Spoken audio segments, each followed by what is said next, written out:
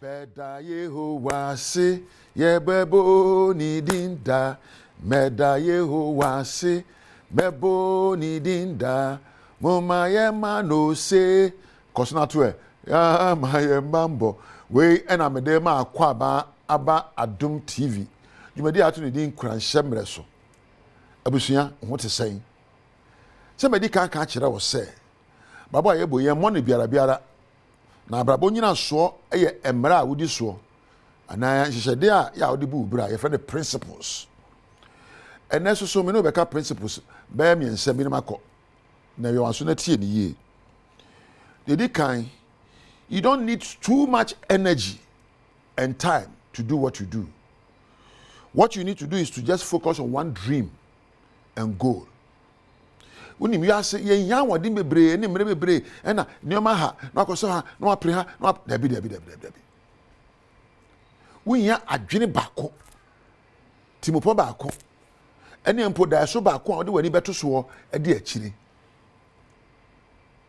emema mo mfa mani nto oba bako so no ne mo bre ne ema mo mpe be ma bako a mema bebre ene mo bre ne ewiase da so bako timopo bako na wodi akire ensa ahode ne mre ebu wa ha wiase ne mre nso no that ko 24 hours onyanka 36 hours one na ka kire wo onya yankopon onyame ahye wiase ama mre ama ahode nyansam ne apomodine mu yesa ope ade bako a obetimi ayo na ehu atwa yesa ope asem bako abeka ebeto nipa akoma so na ne ho ato no.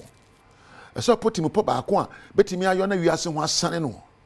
So you don't need much energy. You don't need so much time. All you need is one idea, one dream, and pursue it. Maybe you need to find something that gives to others than what takes from others. Wiase so no we nipa se wo pe ade abayo a nipa ba so mfaso esi se wo de bia woje ebu aso anopa na mekọ adwuma mekọ pepe na mekọ ade mekọ pemfa so nti na dwunyina ne ya mekọ pe enya de ame de koma. If you focus on giving, you automatically add value to the life of others and yourself. Because of our self-centeredness, we always want to take and not to give. It's wrong. And that day, ade na ade ma wa brabo ho. Ede na ade ma osusuma na nyini. Ede na ade ma okra na ato boko. De na ade ma nipadua na anya hodne. Na mpo de na ade ma obi obenwo. Na ede na ade ma wadwuma mu. Na ade ma wo man na obro na ate so. Wo de ma ebeso aba na wo so atwa bi adi. Ya no me nya sare bia de ye je fama me MP ma misika kra president ye bi ma me ma wan ye dabi. Yes, you mean say na betimi ayo aka ho. What are you ready to give? For when you give, you receive. Than when you receive, you become lazy and always wait on others. Obi ade bia emfa ma me no, ya on padwuma de ne. O ani ha no aya kwada wo wiase say that e bi obi ma na bi. Bo no odamanhwea me de man go school. Me de GES suban no. Na hunu say wo nipa nyansa aniwa aso ano ensa ekura wo ya na obi sansa de na me wode ma esene ni amagye. Maybe you need to stop trying to be good and remind yourself that you can be good. Ya na enkase ye me pese me ye papa me pese me ye de ye me pese me kan okura da bi ye pese sinkete na kase me meyo meka nokure me de safata. Don't try to be, just be. Em say papa bi e wo wiase fe ne Nike or say just do it. Nokure, just be nokure. Odo, just be odo. Pepe your discipline, just be disciplined. You don't need more just to try to be. Me pese ka me yade dabi. Ye mfa pepa nyade. When you intend, act. Turn your intentions into actions and you yield great life results. Take the risk to turn your intentions into actions. There also be you are failing just for some few reasons. You are saying we didn't go. You are failing because you are not motivated. You are failing because you don't have the right attitude. You are failing because you are too anxious. You are failing in life because you find excuses for everything you want to do. And you are failing because you are too worried and you complain a lot. That's why you are failing. Uti yase. Yase adio. Abrabo nyedo. Wan ebe ya mana yede. Enkugu awudi egyina nyina obi so, enyina omampani mi so. Enyina okunu bi na oyere so. Egyina wan kasa wo so. Kugu nyina so ne se wuntimi nhye wo hu kran. Kugu nyina so ne se wunni nyansa yede bubra. Se suahunu. Information ade bubra no se be movie. Information. Unkugo nchi ase ne se de bia wan ha. Wadwen entodi empe adisuade emma o good decision making. Wan ha. Ye be debi mama wadi nkugo. Nkugo ne se de bia wo ade bia nchi ase we mintimi nye esanse we mintimi nye esanse sei de bia ade bia beto bia onya excuse ye ntantimi nyo. Nkugo nchi ase ne se de bia na obosobo enye mama na afama nko school a enye be bia me free bar enye gan ne amewa kajega ojimi nko ne ma fe nyesa me yakani anka meyo nyesa me ne petete ntia san subano ema udin kuguo. Therefore failure is manufactured from your own thoughts and actions and not from others. Failure is manufactured by your own thoughts and actions. And kuguo nyina so ejina wadwene eno ne yeso. Can I say life is not a race where we are expecting people to win and be losers. Life is not a race. Kami say Mary. Abrabo enye miriketuo. Abrabo ejina ho ma woni a wo suahunu papa. Abrabo ejina ho ma woni a wo timo papa. Abrabo ejina ho ma woni a wo da suban padi. Abrabo ejina woni a edosu koko omu a wo hunu ade bi lesonko omu a wo na adie ma faso ba wiase enipa so. Enti obi edi kan jawo na mre no no. Eno kire se waka akiri ntikosu. Woni obi ani mirikatu obi a abrabom. Wadi kan amano nko. Opanyansa epasuahunu empo opede sefata ayo a kwan bi aso no. Bebe waduro no. Usubedu hobi. Obi edi kan jawo a mensu. Sabi ene na wo mre ma ya wo china se de atie bia wo brebeba.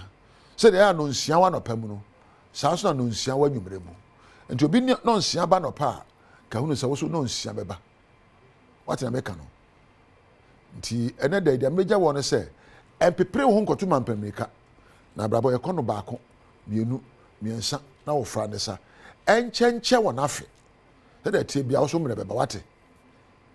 O ma me na weba frimpon ase. Na me na eja webek ampadu ase. Na me na Isaac Amwa so ase. Na me na Osmosis ena Thomas ena Adom TV adwumakofo nyina ase. Na woni pa ya mani sowo ya sebe mani je ho pa ya wo a wo hwe me. Woni nyame entina. Ya mo achi biem samu akwa Badom TV Badwam dwumade no eso. Ya da Apostle Dr. Nite Kutegwu ase eni nkranshensem. The edu so ne Badwam kase nsam no ne etodwa wo mu bi ya wo betini. Oso for hwe yen sika samu nsam so de ato Ghana Gold Board enim se one draft bill emra na yen hwe kwan ye be faso na yen gold ho ton no ye be hunu so wo mayi emu na fe yakoye nsam foforo mu ne yakohwe stadium kwanta south ene yaba beto just nwumasua aye bibie wo ho ni nyina gina ntokwa ya ekoso wo ho no edo ne nsem bi na no pay Mede bro, Adom TV Badwam kase. O share live on Facebook /Adom TV Extra, Go TV 119, DSTV 280. Oko YouTube search Adom TV 2, kwadomonline.com, and same way ni bebre so ewo ho. Mididi afia amankwa tamaklo faster than Mama Joy Trish. O atadi bako ene shemi afia ni dim yenti seden semni chimu etie. Also for ya o hwesika semu eya to Fortson the Nay Gold Board Committee ya yatse one more emoyensi kasemo no one more ye ne se one na one fa one drafty bibi emra na match bosome de toso enwotwe no one more enhwe ho ensem nyina sebe ya yebehunu gold ye wo mem ne ton ene ho faso ayede bebre. I urge you, the committee, to work diligently and efficiently to fast-track the realization of this noble objective. I also entreat all of you, including the industrial players and stakeholders, to give this initiative its maximum support. Ladies and gentlemen, the members of the technical committee tasked with the drafting and developing the operationalization of this framework for the Ghana Gold Board include experts from relevant institutions. Their diverse expertise will ensure the development of a comprehensive and robust legal and operational framework for the establishment of Ghana Gold Board. Abra womo edanidi enipa womo Ghana Gold Board eso acting managing director Emma PMMC Sami Jemfi editudwa se Inti Bank of Ghana to good, PMMC to good, MEFE to good, India food to good, Pakistan food to good, Ghana food to good. Akoye bebre basa confusion galo. Enama good bo aye den wo Ghana. Eninti se nipa kro no obeso nya mfaso a dodo na do bon so to good na wa smuggle se ne be ya wontua tax. Na ne ka beba fo no wetime nya mfaso. Adwuma no mfaso ni nyina no asa. Na onya smuggle sa peso a ne je se dollars e wo se kesan so back. $1 support to Ghana City yenya. Legal Council Emma Omampeni Marita Jewa enso editudwa se border womo atia wono eka ho bi no obehwe se one ne manfo ebetu so anamon na 24 hour womo de aye dwumaden e de atro sa drafting. Yankonkwanta South ye otimantam ne mu na afrasa ne mu ade abewura fi mu ntokwa ekoso na aka ho bi ama nwomesua him ewo ho achachirefo nsunu gujam fisade achi bia yeti bibi foforo na no na director ohwe nwomesua so obusa kromafo se teacher fo betimi de won rush o mu ana abra basabasa bia nkoso nti ama adesua no ho nsema ye bibi kase no etwaso.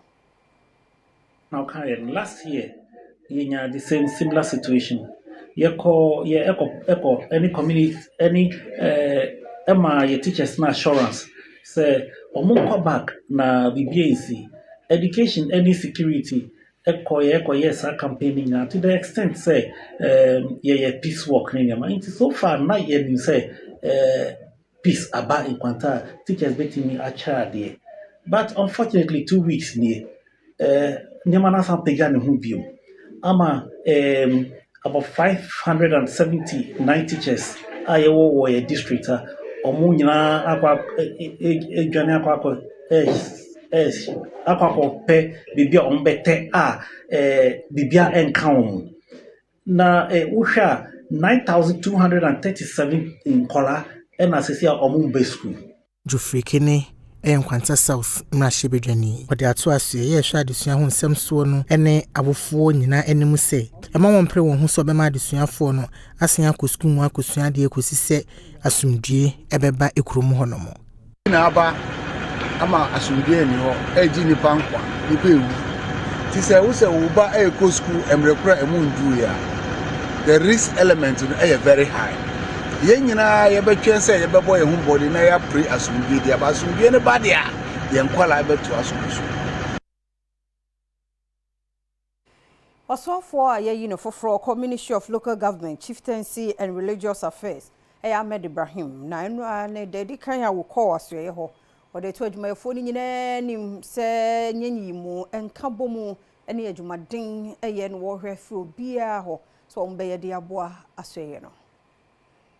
Because aban sisan bebre ni omo musoro o aban ya sisan e bia na campaign obi ko ye be bibi osoro so mbe yinadi obi soro so mbe transfer no internet was say me ka kire omo se no ye nyina ye Ghana for o ko ye campaign mi so me ko ye campaign na ye ya wini but ye ko say ye ba be ye Ghana yi enti obi anyi soro mfiri ne mo na ye nyina ye nkambom na ye nye oman ne yi na eni so ade hu na omampanyine di koma Ghana for omoto abama no na yemfa nya adwuma na obia wo na famu dia e wo se oye na ama oman no atumi ayeye.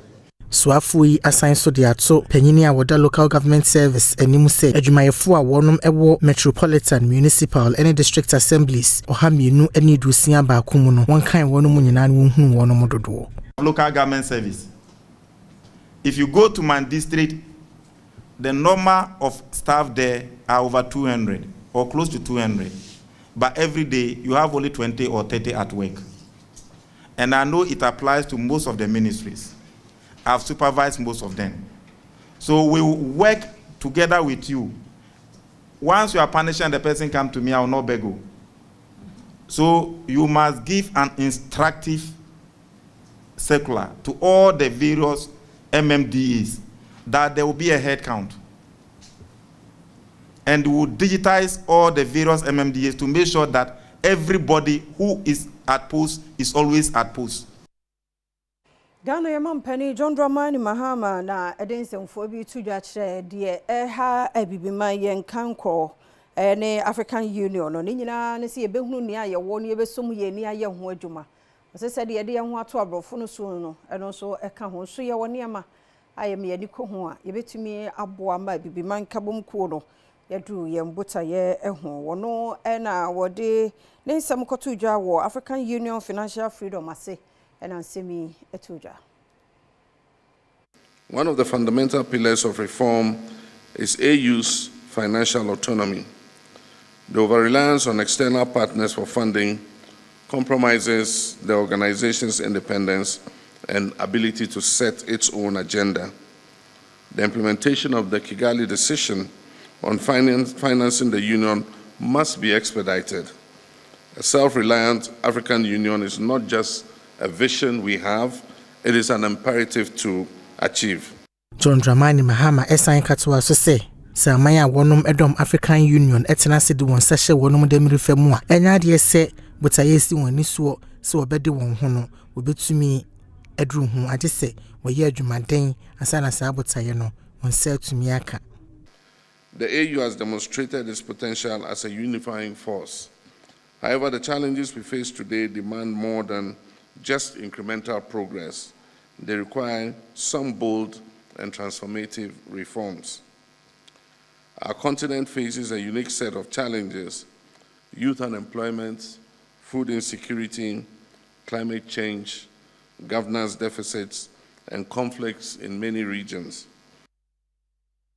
Kanema mpani abedi ache Dr. Mahmoud Bawumia na de to abibima mpanifo nyina nim sebren waso se yetimi ehye yen kabima menkabi amamu no mu edene ye nyina beka ye ho abomu na eno tichu betimi aboa ama yadu yen botaye ho ewo democracy. Let us direct and harness the positive energy of young people in a way that creates opportunities for them to realize their potential and to reduce their vulnerability to being deployed by predatory forces for ruinous causes. The youth can make or unmake our democracy. In conclusion, ladies and gentlemen, distinguished guests, strengthening democracy is not an event. It will require sustained efforts collectively applied to multiple sectors, institutions, and structures. Urane kasaye mun wosisudua se afimpinu ene edunu na abato ba wieye na bra na isi enfa metudwa enkyere ne a wadi mu nkunimu a ono ankasa ba abontene ebegitu mu se wadi ntwo no o mu se na manfo bi a wonom ewo na manyoku ni mu kura no ene ne nyaadwene nenso besini ya no wono de ohunu ne sa na mo a wotu ye no ne kwan so a eno no. By 3 a.m. on Sunday, because the election was on Saturday, it was obvious from the data that we had received from our collation centers that my opponent, the former president and now president, John Dramani Mahama, had decisively won the election. I knew, so by 3 a.m. I had come to this conclusion that we had lost the election. Menya no Adom TV Badwam kasia na ha na brema kwan anope ye de asia sedane odia emre no wada aja adaroma yakwa ba de bonkrata no ene online de na to so twen yakwa ba yada say yamo akwa ba bi Adom TV Badwam dwumade no so afei na wode afidie no ato ha dwumade no ya hyase bra yade nwom gigi mu a ena Apostle Dr. Niteku Teguba de nkwansensem breye wawie ene yade news no eto aso a yakwa ba yade de bonkrata no ene online stories no so eto aso ede abro mene besmaka kwasinsia boatin nani da kwan se brebi ba be 2074 oh be premier se be ja kunya anyway ha be me na no pementia we so boko de oh nyamia de miam timu se ade a chie na se afi na wo peke ade a chie afi na wo peke why what do I me na afi na me peke it is okay 2074 is because you are envisaging something. It's not too far from here. So, nyame na ahihye na fie ba mu. Dia be meka se enye ni papa na fie nyame po. Ayo. Enu me hu ade bi on. Na me hwe the Ashanti Regional Minister designate. Dr. Frank Amoafohene who is at about 35-36 years. Yes. Na me hwe ne vet na ekoso. Na me hwe mpanifo ntitso ye wa santimante na ono na ngosra na so no so se onni mantam ne fema mu se obi enya abotrema abrabo no onyane wo mremo bio obi enya abotrema abrabo wate owo mremo ya abotrema abrabo no emre no so a obe no fefe ko rohye nkope bpb anfa ma ho hwe obe no fefe obe ya mana bro wadinsu obe no fefe obe no fefe nyame hihye gu akwemu a obe ya mana de wadinsu ka se ntiere ma bebre kra na me rohye ababa hello yes ye wi abenom aja ye wi abanom ba se si we ya ye wi na yi ba ko ne ano wana a o pede a chile ne tin swifre say sone. O ye dia be kwa pom de se ba nipa de afie de nia o ade dia na o se mi de be kwa pom de mu ti unya ne so so mo akasa kra no omo kan wa me slim da bi omo to fi se obenum a ya make sure say a chele kakra and you say omo to meet pie bi wo GJ hono fi brandi nyame fi ma kwa unya mot na the boss meet pie na so what about can and we are try or the bar around 12:30 wa meet pie na ba meet pie yeah GJ hono aish oh ba so ko top kra na je mot ba kwa ntino program bi a wo ye no we motor Guinness activation a wa hyase nti won say no lebo na ebo ho no kra na attract yes ena ensa na ewo mu we nya de ebro ensa na ewo mu no so no uhunu de egugu soro no bubbles na ewo wo mu no kra na nti ebia no pai ha nti awia sei na ye build o sabe ya obenya wo snack awia no wa chile se de akwasi kan na unya hot meat pie ya soft you feel oven na mu no ya no sasuma se ebu no ure ne make ro adwe maso hwe utwa wanu se la no vrebo fa se ka kire no se iro ho na so pe osika it's true na leoni da so no na ye di no me so na me se no bi no what you say anu an ye di ko no eti mot de ye program bia unya motor Guinness a odi asom ahoho kama ya wo we say unze disposable uye ya neja waje gu ho ne ya park ne de ya de fofo ti me show o koto a hwe say lebo no yellow na e pop pa bonefo bi pa bonefo seal no so da so bibia ye kama ti kwasi no ya hwe de ya fa daily graphic and share as here or the minister for local government chieftaincy and religious affairs efoni aba eye ora Ahmed Ibrahim now see minister direct head count in MMDAs ti o se afi yen hwe se obi oba adwuma bia no oko ye the chalk e bo ne mo maso hu se wa ba adwuma oko so esi yehu no se simesi ba ne oko na ni asem okọ time say especially mu amokọ obi adwuma mu yekatem se montwe mu din a monchro no yeah motwa basa no wonti ase ntia hwe asem si a wahwe beja omu o asem si ni a lucky doors a yeka se twera no agyae na o big boy da bi obi a ompa odi ni mfa nkoye hwe o asem si a ye fa ayina ye hu nipa e wo inside that day no mo bae tuko obi office no kato se twera odi secretary se reception se twera odi a yes wo judi na ye first obi kwa otwe go ntwe book nkra mu no mo hwe mu mpo tuko atwere why na bibisi a ye tun some powder so inside ye mehwehwe eti Ferran Alasa so na esi wakwa GCB bank MD okay na Professor Joshua Labia kwa board chairman GCB bank okay the first na Ghana Commercial Bank we say GCB bank but say is the same Ghana Commercial a GCB bank okay Gold Board Technical Committee form Daily Graphic and another Chronicle.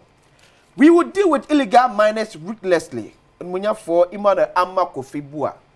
Penny or Quacoche and Sase and Fogudi to and wo ensemso and first phase of Buankra Inland Port ready in March. Contractor appeals to President to fast track its completion. And Mama March in possible. Ya Brandy, the Pia Buankra area.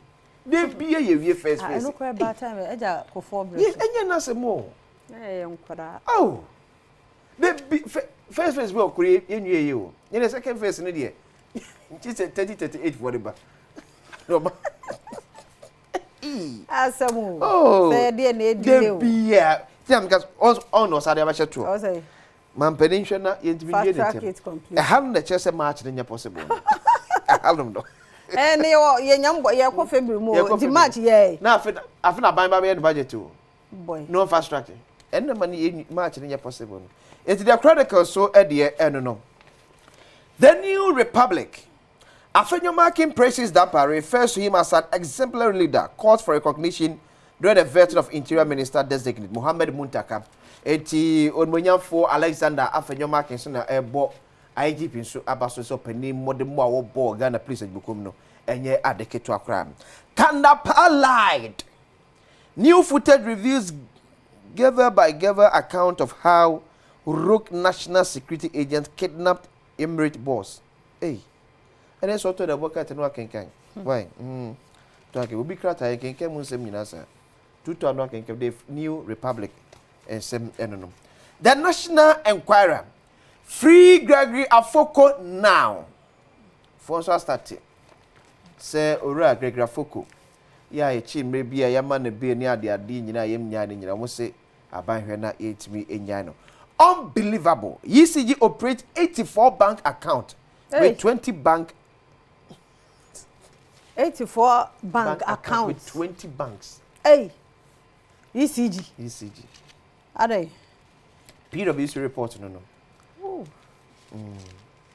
84 account on account na dia nko na ECG ebi omu bie no ma cancel o de mo see ECG operates account 84 account 20 banks yes 84 accounts wow with 20 hey and said this guy be fear ni so oh you go for hanu we afa jube we na enwo precious nko na mo ye o ECG wono hey oh Ghana sika mo jeji ore enyi ministry sinfin so de bia modeka ECG no de asem 84 bank accounts sika mo ji enyi John Jinapo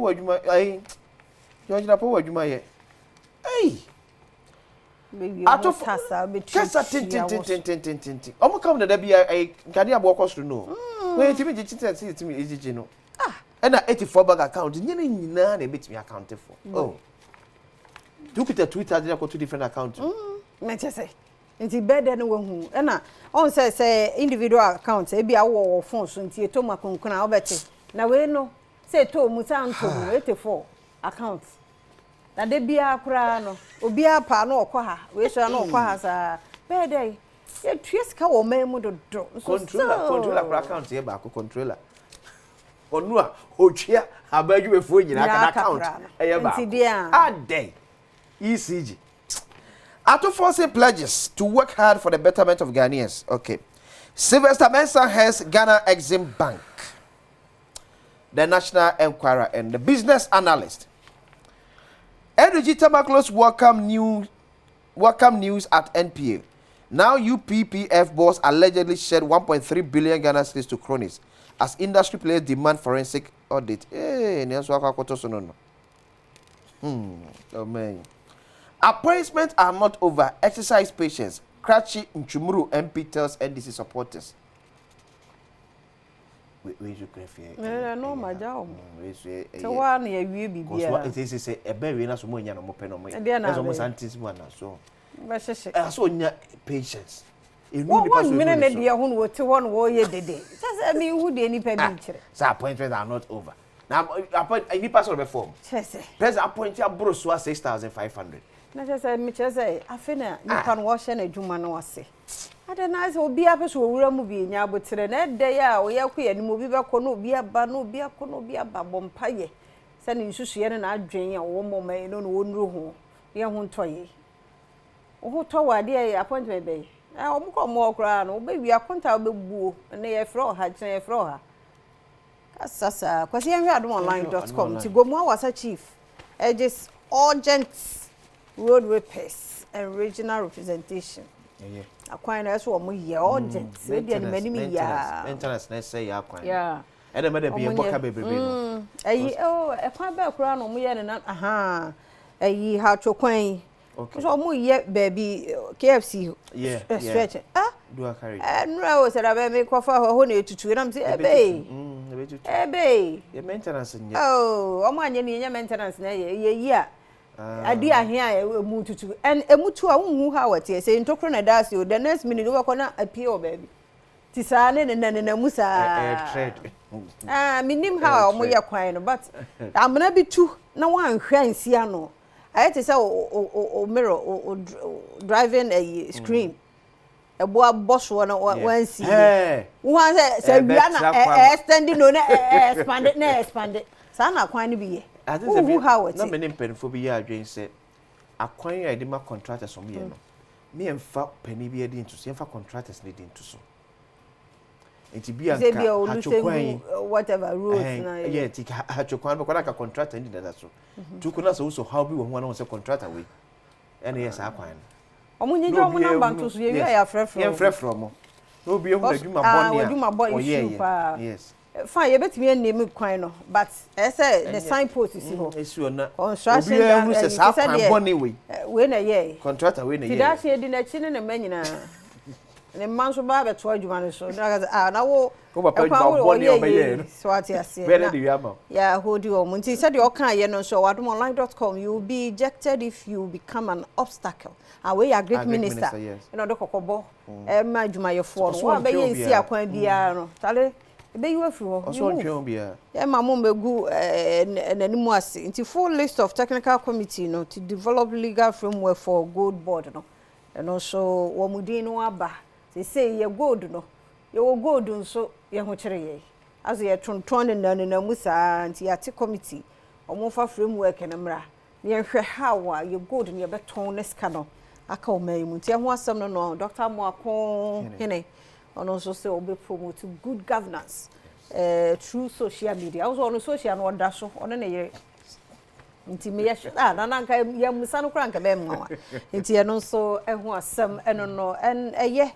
social no timi ye niam bebre de mfaso beba enya atenidie ne se de omo judge nkofo niam muni mu fi asem nti emre no aso anopen kra iko school yi for bishop bag me no me boy ne ba akoko nwanwa ti akwasi wo boys yi se bishop bag ne mu mankra ne no because unum jam water gene unum kra ye full meal like a modu ti unya biscuits kakra so de peso manwa apart from kwasi meat pies nkra ne de unya agia biscuit ne de susu mo ma afa ne snack no ti me sure ye comfort the amount program bia wo ye bia unya water guinness e somwa ho ko mbe da wase fi say taste no different we tetede no ti money na ho Malta Guinness ya bibia na yetu abomu no bia ye omo washing powder bia ye omo toothpaste bia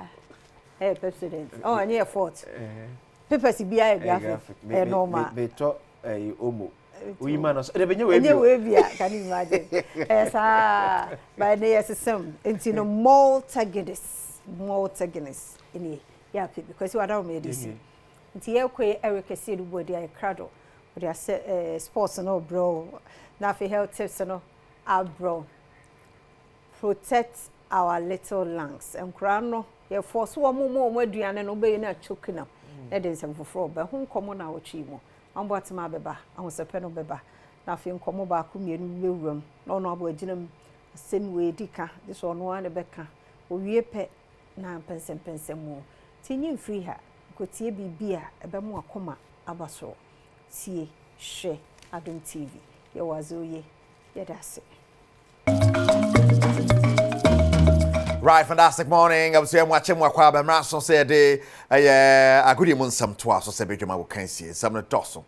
Yes, a fat assault in a baby one on the back to say, and you do Rebia, Jano Pain, so your banner sadia, yes, your concon, Jehon Bam Banner, your dear, ne Franco Trading Enterprise, phone Papa Fino, you say, dear. Oka from Papa Fiana or restricted Franco's answer, and near my hold of Franco Cofa ba air tongue and Yasam Ketwa. Aya papa no asante suntino or sebra na bejo de entempaso e pacho aya microwave ne blender just freezers refrigerator be a ope TV be a ope air condition be a ope CCTV camera be a ope a Franco Trading Enterprise. Yes I'm okay one pay na here in some dear bro. Then of course St Andrews SHS and so son of payment can show so much be admission say which me about na we don't want about gym 2024-2025 academic year now a be anya some get to akra nti ultimate at home gym SHS 1 SHS 2 SHS 3 ni na emoji admission anya some get to board the hostel facilities are available where what's the results so I bring now students natural unya anya easy. Yes, mu da opa distinction ahodo eti open school akwa ho na esa odo ba no ekọ wo man kese mi odo bia se shama dunkwa no fin se hwe asanwene so na enkran mebo mo number ne ma no afro mo ne mo di eye ensa wo so na wo hwe me screen yeso ana se me table yeso a Malta Guinness na abo ayi botai ejina ehọ pampri anya sam keto akra de bia me catch o second bia so no matter the occasion on say o de Malta Guinness ma obi a ohunu se na wa respect ne pa me boa drinks ni be Robert one more say more as more to e mu odu kaga se ni mo nyam more to mo e chen drink bia ti na me kan for Malta Guinness ama no matter the occasion e say Malta Guinness was here esa anwi period. Yes, so the Okwakware drinks are the Kokona Shamoto no more. Don't say ejina so pa. Packaging is beautiful, na taste and a moon and rodie. Because I can back next week. Makwedi is a concono pay night some idea, bro. Kijuan Cassani, Erica Siru, but the Bernard Paddy will be producer, Besha Seria Fee, the Spanish La Liga games and Racoso, nothing Sunday Talent Seria gamer, Basso, Venezia. About Hellas Verona and then about 1-1 January about Monza by 2 goals to La Liga, Deportivo Alaves and Sonesa Vigo about a 1-1. And AFCON draw ne Baso Ghana and Kobe, but yes, young Kobinti no yan send a draw is Sikoye. Now Kopi my host nation and other teams be na group. Yan send a draw is Sikoye. Interesting parents, interesting for the first time since 1988, Morocco as I be hosted. Tournament no ABM and notim say yes. Yan show on our screen to see Basso December 21 to January 18 in Morocco. Group A, I am Morocco, Mali, Zambia, Comoros. Group B, Egypt, South Africa, Angola, Zimbabwe. Group C, Nigeria, Tunisia, Uganda, Tanzania. And Group D, Senegal, DR Congo, Benin, Botswana. Group E, Algeria, Burkina Faso, Equatorial Guinea, and Sudan. And a group F, Côte d'Ivoire, Cameroon, Gabon, Mozambique. Eti which must say yes. Group Emwade. E BM group F wa. Emu abin pa Côte d'Ivoire, Cameroon in the same group. The last 2 editions of the AFCON Omajahi Romaniasi in terms of host nation. Eti Shannon Sosa F M Enti groups to no one side no. Who wins the AFCON? Basso Shannon said December 21, 2025. The Basha said December day anyway. Safini or January, February. I could do Valentine Day. It just said December this year, December, and Basha say na January. Yes, it's time now. As Sakakra, it's Shannon Sosa efa mame yefi ono na enchere 2026 FIFA World Cup qualifiers no baso de Ghana Black Stars yene Chad ana ede boni ni ade Accra Sports Stadium na Ghana say your boy in games to say the England for Wembley no bomb home games Ghana yede ni Accra Sports Stadium from now on your club bia emobo ho ebiemu na Accra Sports Stadium okra say ho at the same Bernard Padibotri the report way die Akumaku Insia na 2026 FIFA World Cup qualifiers Ajishaso, Ghana, and a Chad and a Bepemso. Now done winning editor Accra Sports Stadium, San and a Hotiano, and Yadia, a shin crime. And no, and I'm so MIB PMO, our Accra Sports Stadium, Ediani Ebeshe, Sain, and Nanyama Ekoso, our Accra Sports Stadium. Na odan weni editre bibi ankofo ba sebi omoyom hu yi a eho enye eni kakra ba ne mbema de enya de so eni na adofo bi etu won asio se Omone Sports and Recreation Ministry ebeka won tuma aboa no sebi ya Accra Sports Stadium jumadi esefata ebekoso ewa ha.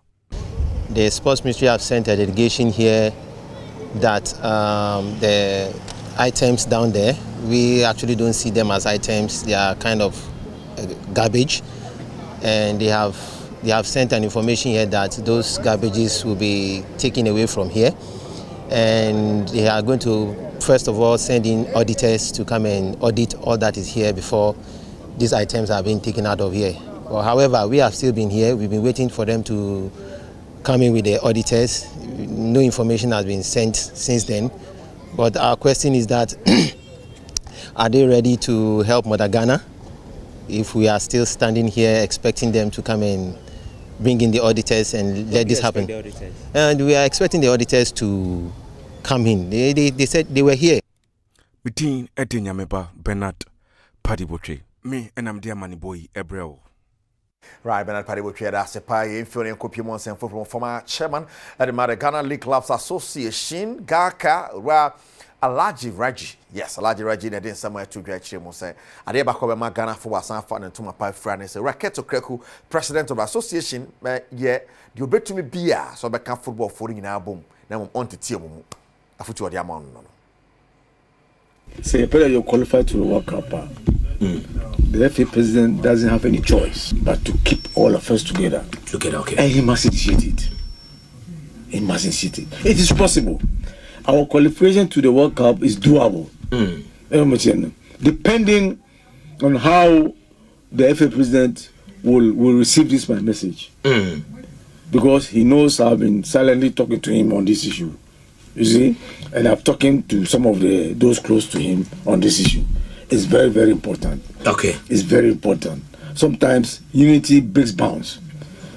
You'll be surprised that after you've gotten ourselves united, the performance of the Black Stars could be turn into another positive thing. Yeah. Yes. Yeah. I'm telling you. It's true. I know what our football administrators they can do. It's true.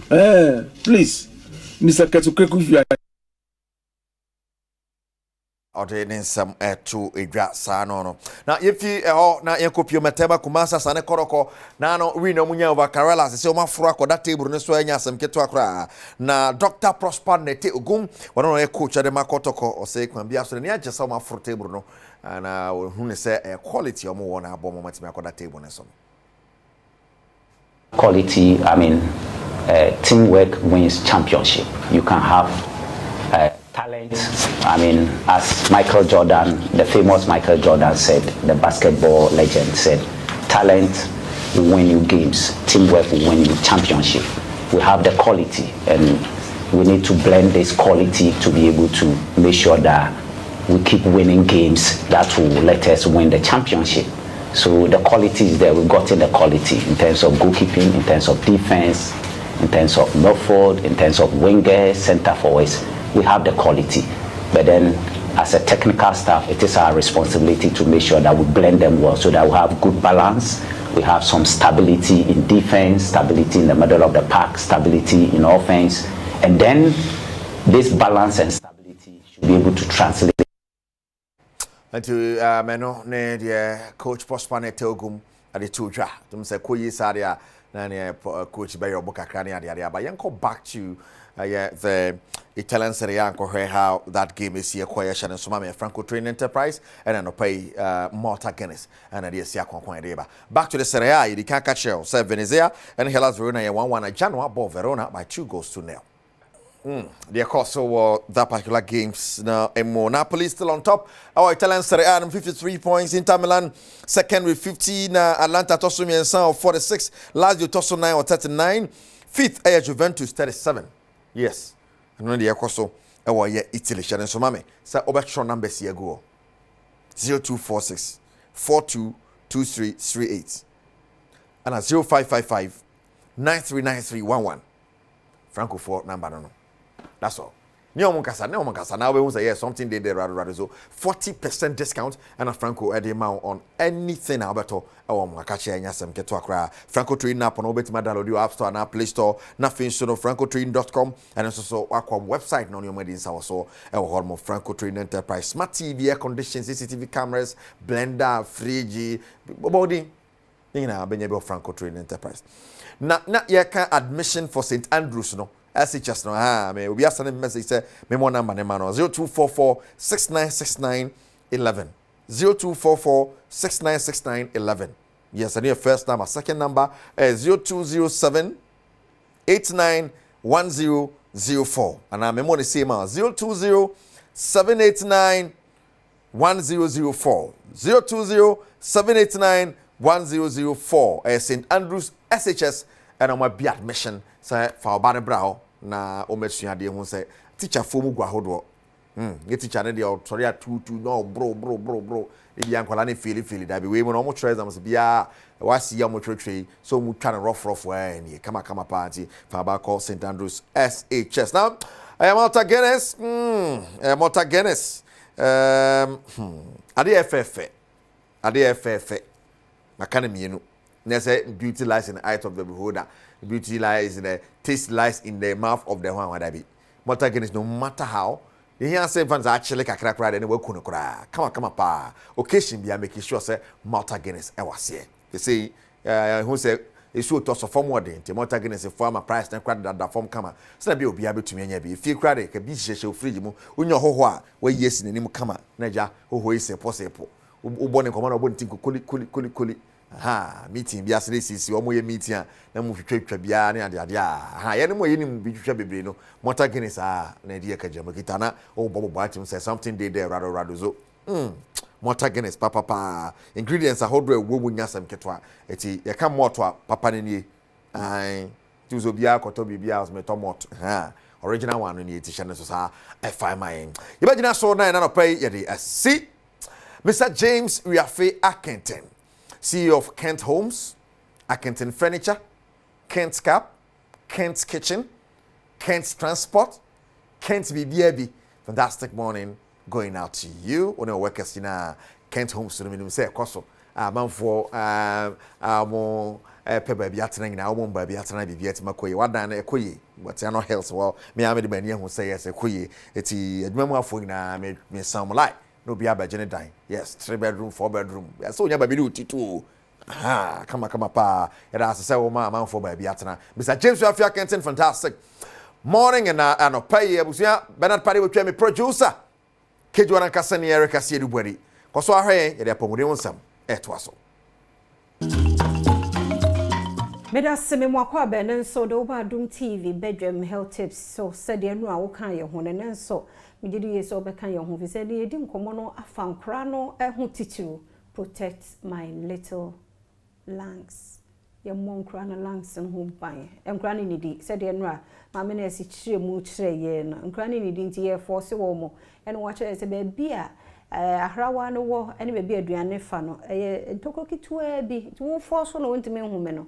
Ntime nya de open na aduane na kowura baby a ewo se ohomefa afi na akra no so ntimi home na de nsem bebre ba kan ye ho na wotwe mu na ye hwe courses saa de ye ebe ma akra ko how much say fasedama endpoint homeopathic clinic na daroma e de edi nkomo yi oba Grace Kwam ageneja be mu akwa ba ye da se ne nso enura obo ne to fa kire ye mu na ne ye pese ye hwe e de pa na e courses saa de no from mothers no ana nkra na nso na etimi ye saa nkola ni bi wo ha aduane no na ɔmo hyɛ da mpe so bi wɔ hɔ a maame no bɛdwen sɛ o force o pie aduane na hyɛ ne num ma wedi ebinom so wɔ hɔ a na obi aka kyerɛ no na me ne wo be ye wo mo da the same day eba ne sɛ na me de ya wo de yi de ne weight fama na ekɔ na me de ya so compare ne ba ne weight ene na down for there obi wa na ne in law about say na akɔle kra wo feeding o ya ne den nti when nyina ya hawa maamefo no omukom nti ono na dwene so me ma no ebia cap ne ma eno na be ma ni mu ayedu me ma ne cap ne ma eno na obi abehu se me ba no me hwe ne yi ba empem bebre no try se wo force no se chenchena ache cap ba ko na me dia ma se no ma e de sansu yi ne bebro okay ma me fo ye kan fa ti se bia 0 to say no bia 0 to 1 month 0 to 2 months 3 4 enuane ne bia say no sem de ma no say no sem de ma no na ye nhwe enkola na nkasa na ekomodi omo a na wo mo aduane okay o me a wo fidi na wo say otumi puba okay wa me a wo ya ne dan a wo say aduane no didi agro ondi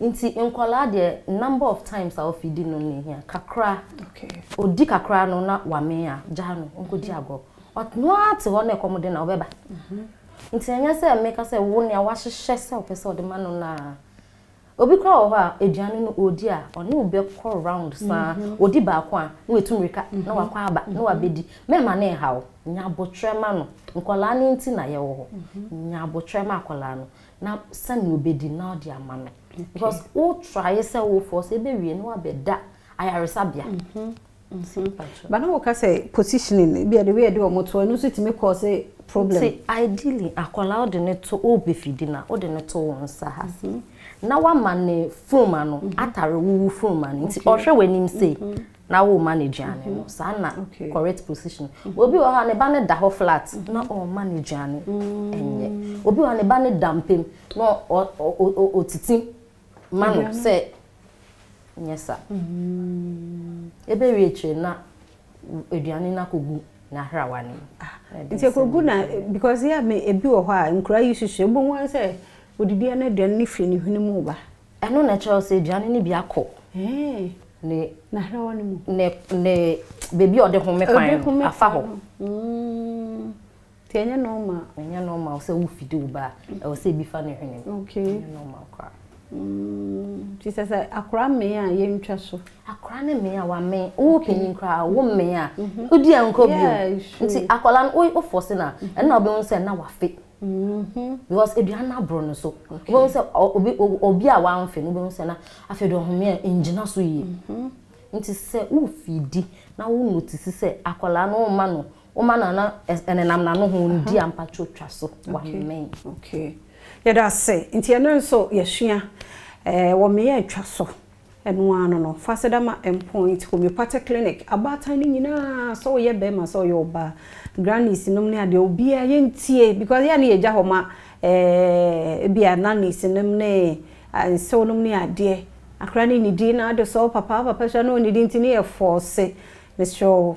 this week abata ni ye bade mamo untie ni ye ochena kwa modern wo ho aka ye ho na ye hia ne mom fasedama endpoint yare bia hawa ye nkọ ho mema ne prostate no kokọ check odie hwe se yare bia nim yare ni mu dia wo husun na wankọ hwe a unhu nti obed adaroma sorry ne ko endpoint wo ne ko check ne number na wo screen na se no fa ne free no ochena kwa modern wo ho a ebese yada se ya mo akwa ba bi Adom TV Badwam dwumade no eso media fia amankwa tamaklo mesro yenko endpoint ho sisi na yenko ye free scanning no se yo ba na bema e man tichu ne yenko check ya wudie no mo hwe se bibia ye kama de mai na se wo prostate no mema no pe ene wo prostate mesro ntwen e ma yare mfa no ho nyumansa e de manimi ya wo ye free scanning na ma wo lab de ubetua bibi kakra no wache yare bia hawadwen a say diabetes hypertension stroke tichu Mr. Yonko endpoint ho branches no bi won crime sprinters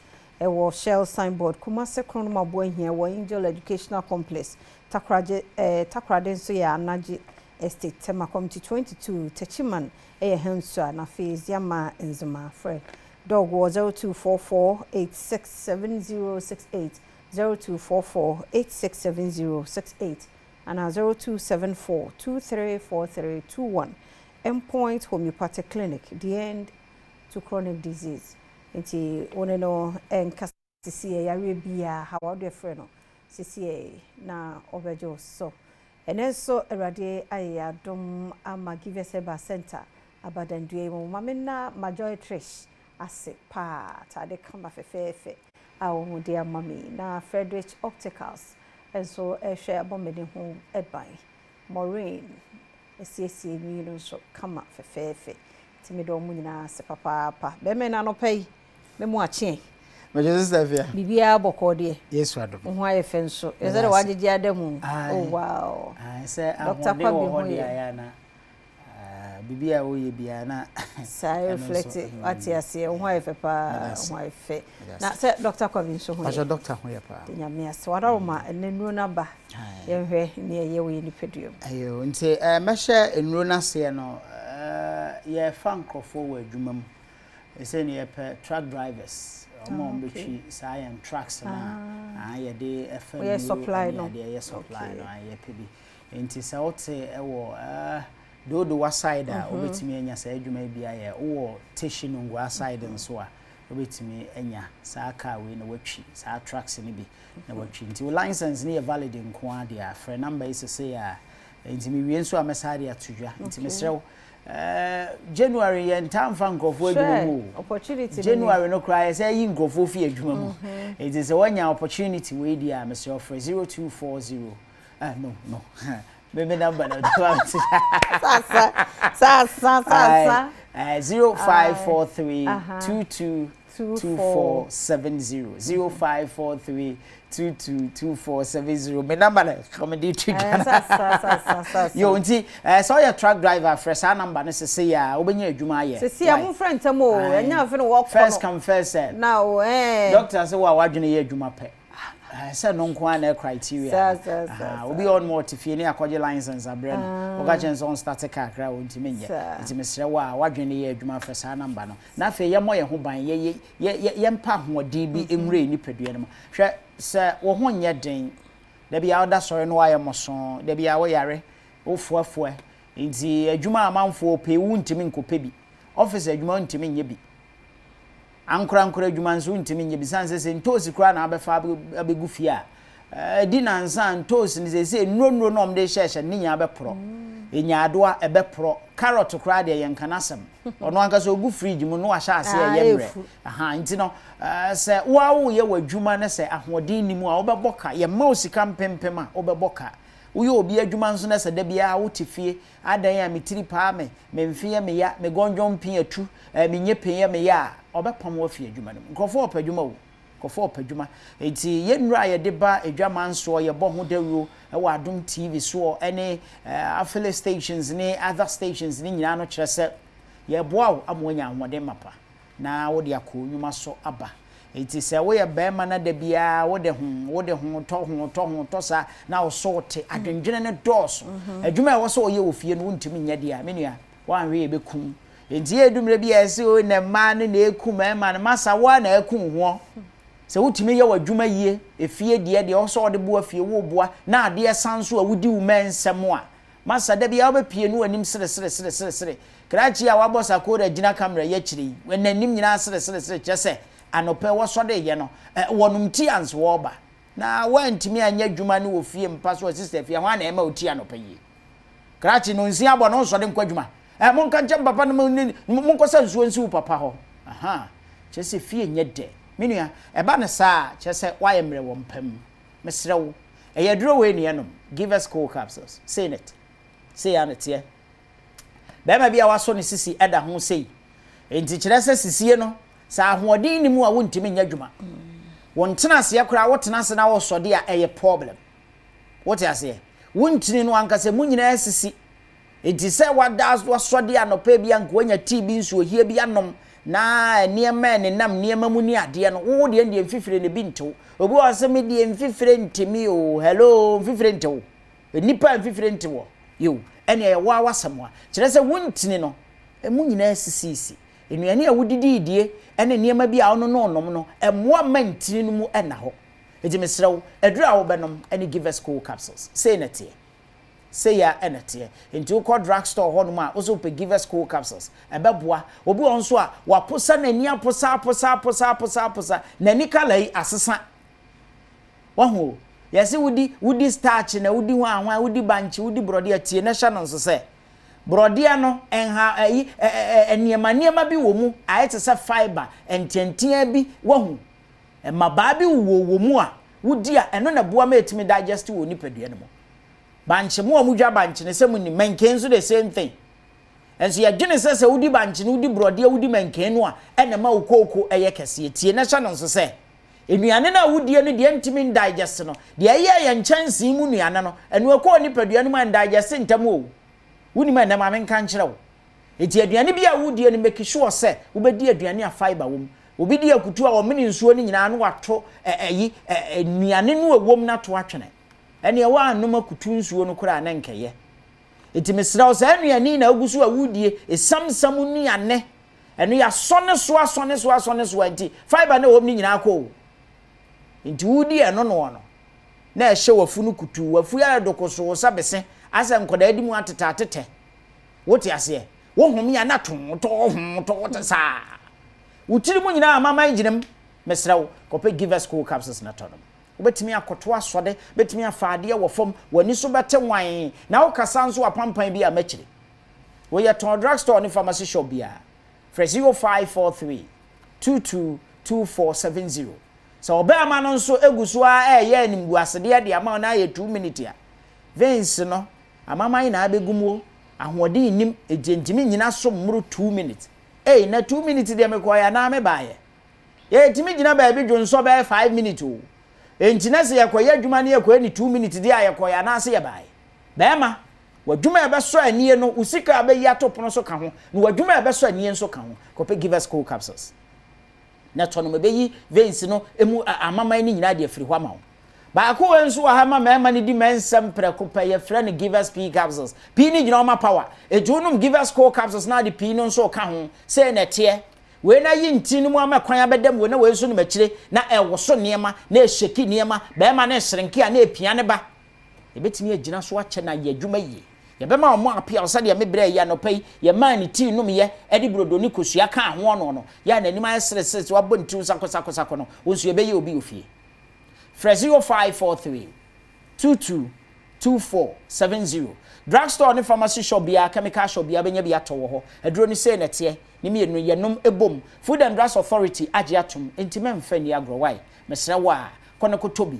woto ya afre number no ne enche okwan abefa so abenom no obi onom kra ne be ma na ntimi nsode kra be na awotwe ni be ma ne nsode ye mesra enuro mienu wei sa woto na ofre ye ne a ye be kire okwan abefa so abenom no ne beboa wo e be sa amani mu so ebiem mesa nso ewo wei wa ha infection de me ehu hia me pa sa wo ye be ma wasiso oba wasiso na de be infection tete mesra ya enya kono eti papa ne ba fia wonteme ntena wankasa aye be ma wo de akwa hyehye ba bi ni ade enti unamo a wo be ma mutimi ka odwe na do nan pem ho infection ni bi no wo dwonso kora enye ye dwonso ni ntimi manto aso e ba toto edwonso time bi akwadwonso wie na se ka na wokotene mu se wataade no hye wie abonso wo be kodu fie no ne mu kankan dwonso ni bi aba besene obu adwonso so kanwa dwonso kanwa wontimi nyina so 1 second kra ebe fa ne na ho aba besene mesrewo kope ye nure bi to wate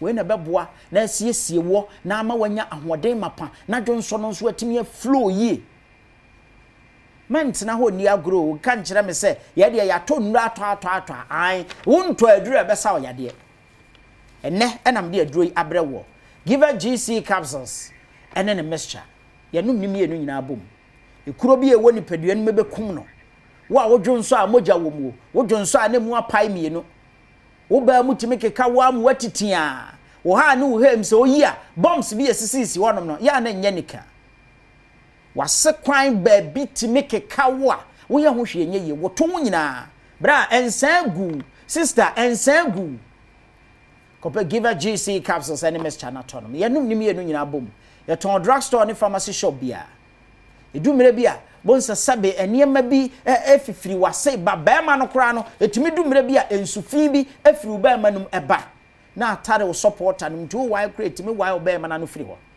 ema no so sa ensufin bi enyan pa na egu infection wanya baby a wotie ye adwuma efi a woti mo nyonko a wo na UCWC no enti nya de a obi ba koso bi e bia na infection wo no ho mesrew numadura bi na mo ho ban give a GC capsules and Mr. say nete ye ton ni mienu nyina bom ye num so bom eti fresh 0543 222470 sa wo to afre ye nkire o se de obenom no ebeboa na asiesi ahohoro fin no ehaw ene amane ni nyina afiri ni padua num amwa de ho pa frɛ 0543 222470 na mame nsan kan cho say yegusu a truck drivers ya ye no mbe ye adwuma ye office no a eno e was painters ni ehia bi wo ho ena afei edodo wanso ye hia bi e wo ho no nti wo de so otimi fra first come first serve doctor say ukita driver's license na say wadwene ye adwuma nko ade a obenya adwuma ye ena afei wo ye oba nso female marketers nso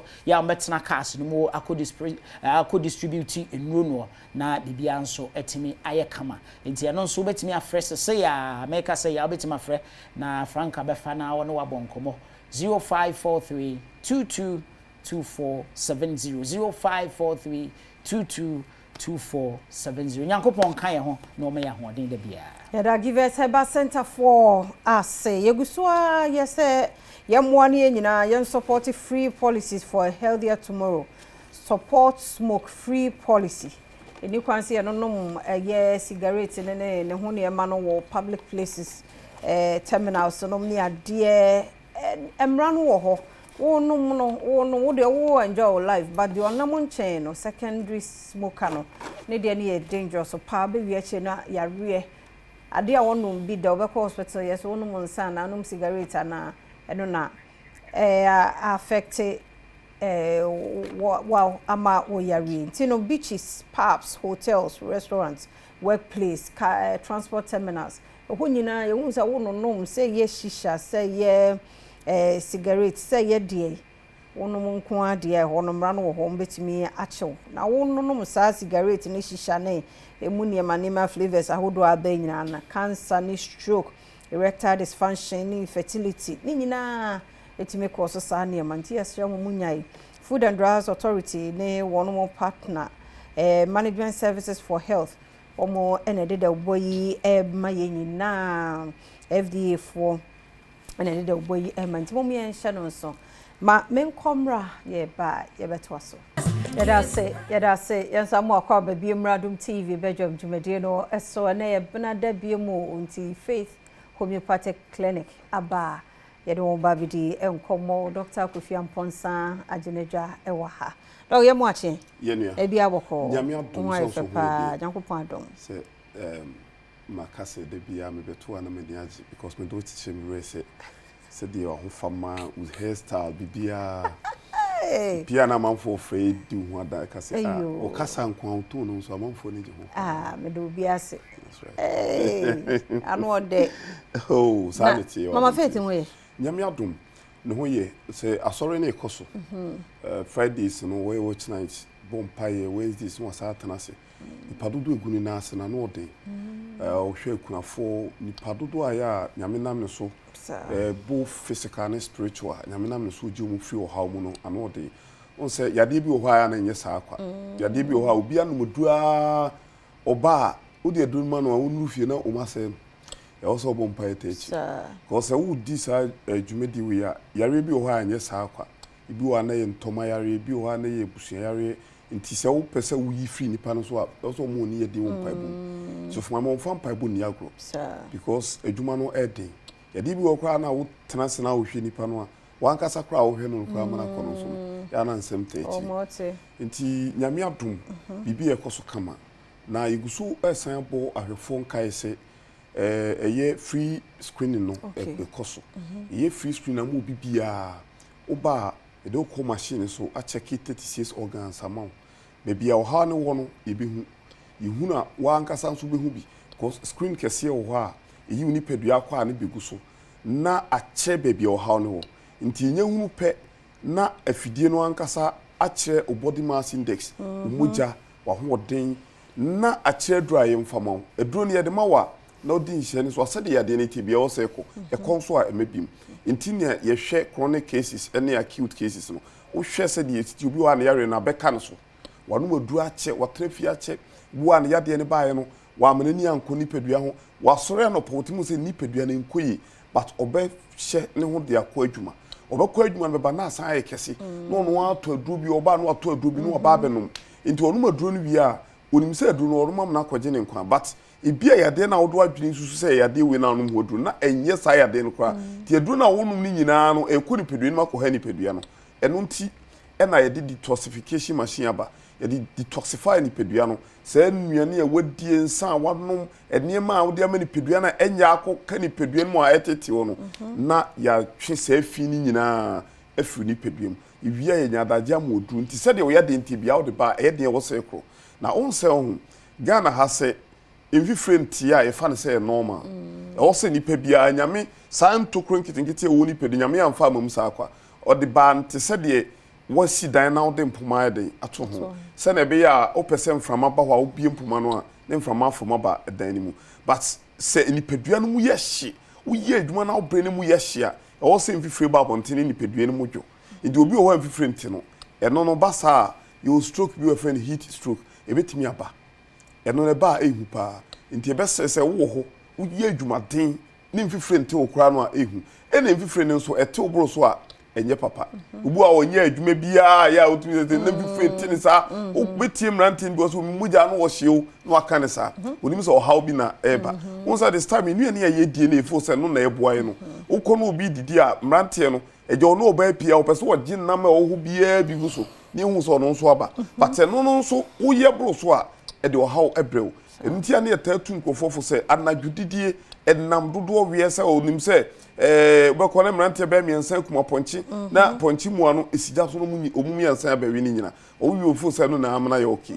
ehu pa ye nua ne ye die ye very careful ho ebi a wa ankasa no utumu se onipadua ne nkoyi wo arthritis wo poso no poso kotoju achi kase wan hia wo de sciatica du ebekọ akoma arthritis ebi a na ye arthritis na ye sciatica na se bi a na ye sciatica sa sciatica na ye oto ase ha no eko 19 ho no ho no ya na twetwu o tiri na enu ya asem o tiri nso a ya asem enu ya na ehu bato bi abeka se bi ya arthritis obefa arthritis no saa no emfa arthritis no conditions no ho ne doso nti uba enya adagye ma ho ne ehwe se arthritis we na gout anase osteoarthritis enya adagye ma na ehwe ni nyina nti mese se bia na wo de no woposo no woposo kotodwe utisi chia me so ni nyina fa bra bedan fit mi pata clinic wani no ayebisi ase boasi so wotaposa me so fa bra bedan unsuyi ne nisua beta wani ne so me so bra fit mi pata clinic me mfa dro ngusu pi wo de oba ye benya adagye ahwe se cataracta na se glaucoma ne enya adagye ama wo ne ama wo ho dro ebebo mo na fi so me so ani mfa ni agro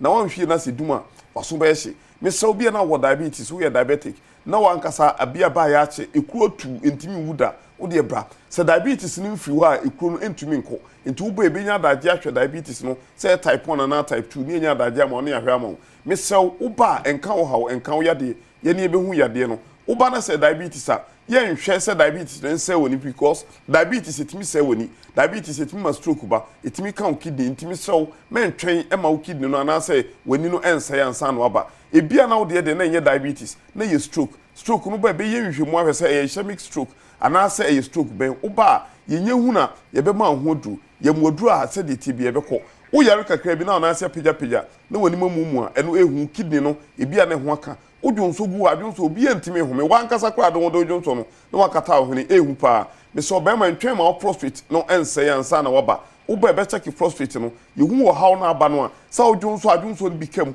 ana sa odwonso awoti ya wo be mam ni nyina fabra na yenhwema because wan hwe ya wo be ma no ebe kakra na enye adwuma bim ana age se pass catheter de rubber eto be manim timi se wo ba bia wo bia wo hwe me no memfa yare ni agro afia yasimi fa bibisi weni so wo check wo niam asa afi we meto asa asemeto we no na wo peske ni bi nso ato abehwe ho yade because ni padua no a ekọ eba disika ba no e also mo ani kọ ho mesew yade ya e ma yade mfa onto dem e bia na wo de no na enye diabetes na enye stroke na bia na wo de ndi unhu yare krokra wo de bra wo ba e behwe ama wakoma bon tentem wani so ta bi wo nsa yo tititi wo na yo tititi a hwe hu se stroke ebo won kai mesew wo fa ye udua stroke ebo won kai brane ye hwehwemu na o cells no tissues no organs no de how ba mu no ye nya daage ma organs no se bia na o lungs no e na intimi prepare carbon dioxide ni na e ma oxygen no ntre ni padua mu a wo ba e be hwe ama wo liver no so e ho abasem e bia na cholesterol na prepare na ebu ni padua no so wo ba e be hwe ama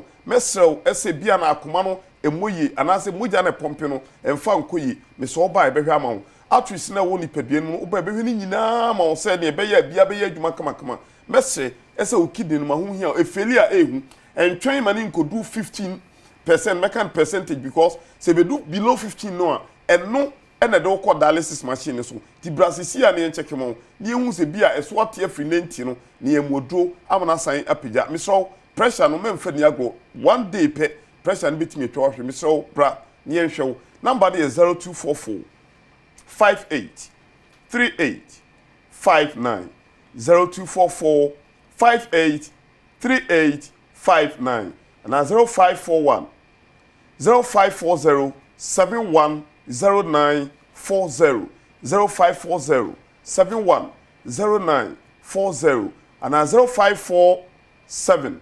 578494 0547 578494 Mr. Oba menkan yare sede ya Adom TV no unante kakra no abre wani su tabu ni nyina ye wo hawo fabra bedan Mr. What me say duane to yema na oyem ye ya say typhoid na say ye ulcer wo de fabra menum ye fuya de adu emfo tim no madu menye wadwen say bia ye typhoid na say ye ulcer nti unum ulcer du Mr. Obrane enhwemon ye hu say typhoid ye behu say ulcer nso ye behu ulcer say peptic ulcer ye behu Mr. say de wo ya de tie no memfa ho do ba your massage ho your acupuncture machine ho massage no so yo mu ahodo uba na edu ko fish yo a de beboa na ebe ya ma mesel say sa detoxification machine ye de bia be ka ho ene ma no so infection ahodo ni nyina no uba your vaginal steam ho ubetra machine so a ebe steam ba na ma na ye kama ye wo adura edi punu ho machine ubehiem na apun te se de na nanom ka na titi no mu punu no mesel ekwa ahodo e fa so sa ya de ne do so uba de beboa no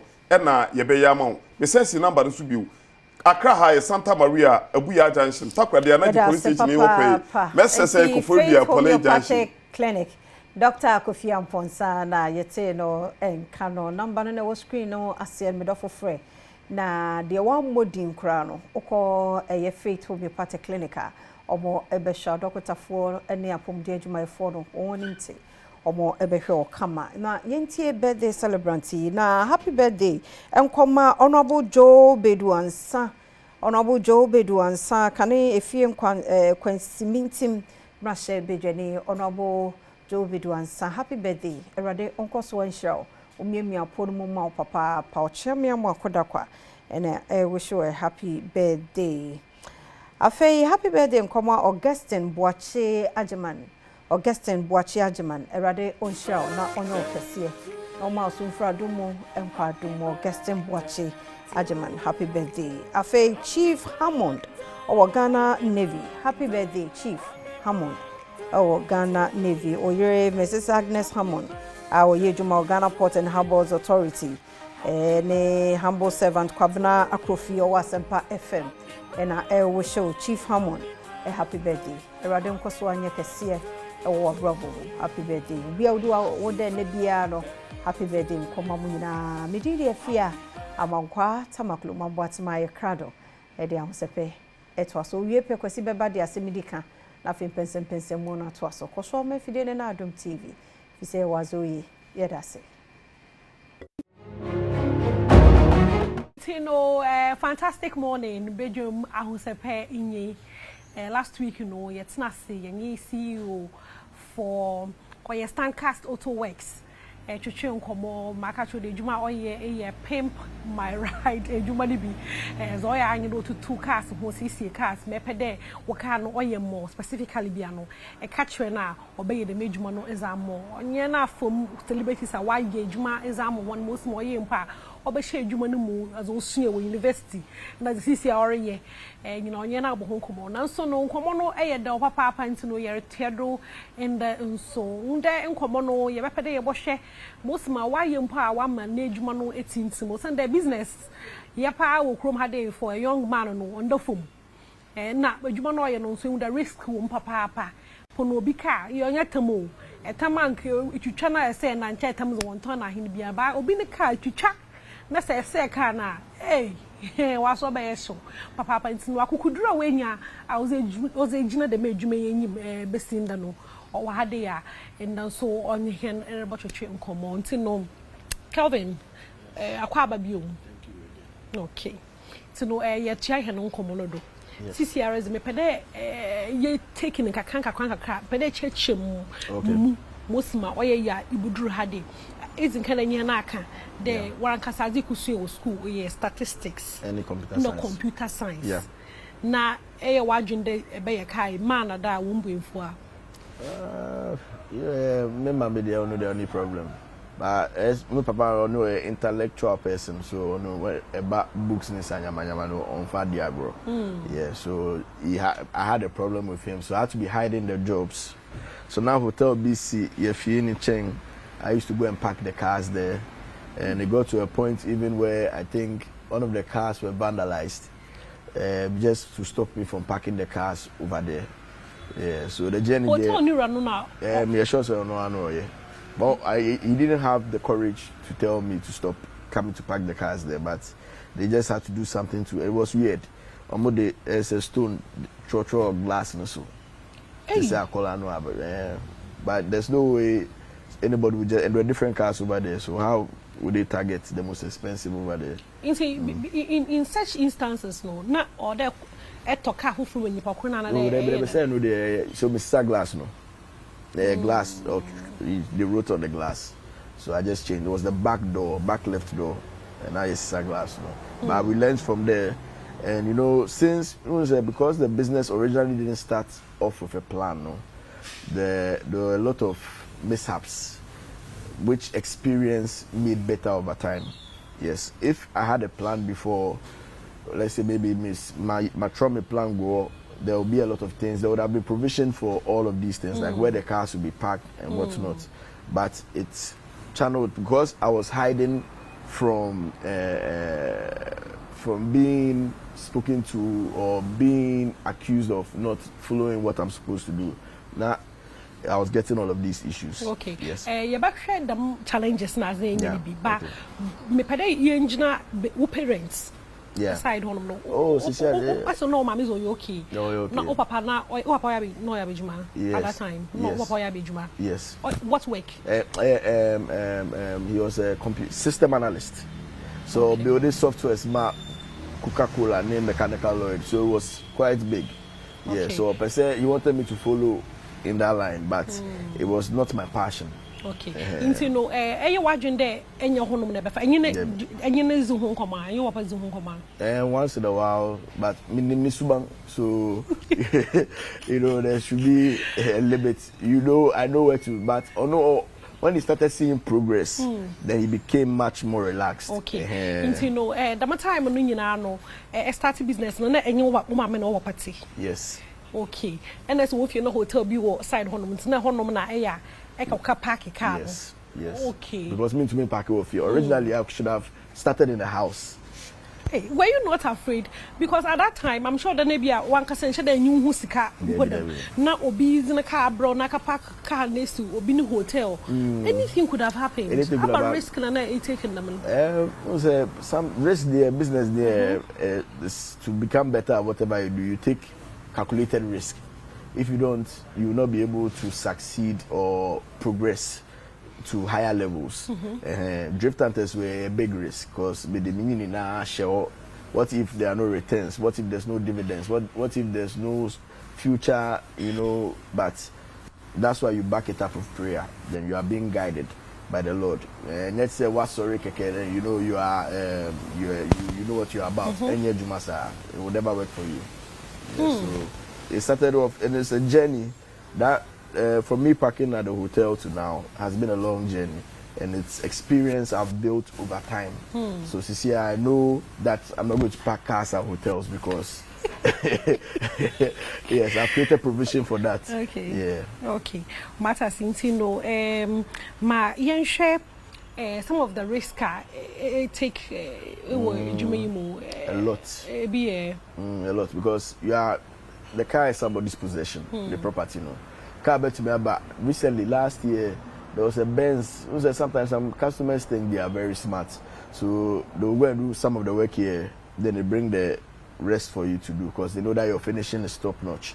So or the Citroen and Mercedes, everybody works for baby. I think Abusuka also. And when the car was sitting away, it was back glass, no, it just broke. But luckily, I have over close to 40 cameras in the shop, so I was able to record and provide evidence to the customer that this is what happened. But if it had come from us after doing the body works, we would not even have the conversation with the customer in the first place. But it was just there spontaneously, a pie, glass in the pie. The risk involved in this work, you seriously need God because the work is how they used to get you. The enemy would use, somebody can come with the intention, Obeba, problem on the car, so he knows there's a problem on the car, but you come and be, we just do this. The Obaba Faka, identical, yes, on him, he wants to push them, or he or she, it used to happen in the early stages.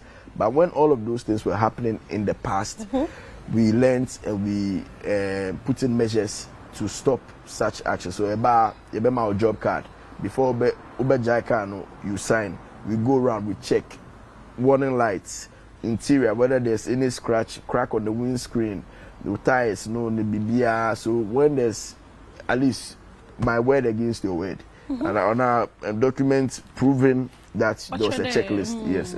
So all of these things are now in place because of risk we took back then and put us in risk there. Sometimes a big problem. Yeah, a very big problem. But I mean, if you're able to, God willing, if you're able to solve it, you become the best version of yourself at that moment. Because no, I can't yes. It's more from more experience. No, is it okay? They'll be able to start a business. I brought a plan because the way you may plan. So plan. I will not advise anybody to start a business without a plan because you can be distorted easily. You're distracted, obstructed. It's easily maybe why your plan is something you're not supposed to do. The plan is very important. You always have to have a plan before you attempt any business or venture into any business. But mine was passion.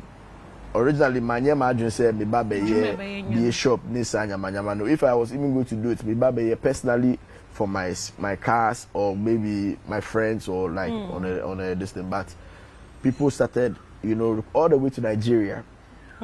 Yeah, so I was traveling to Nigeria it's been a while though, but back 4 or 5 years ago, now me for Nigeria risk I was taking in Nigeria were even higher than even in Ghana. Flights. But when you go into their market, Nigeria's market is very big, the car market.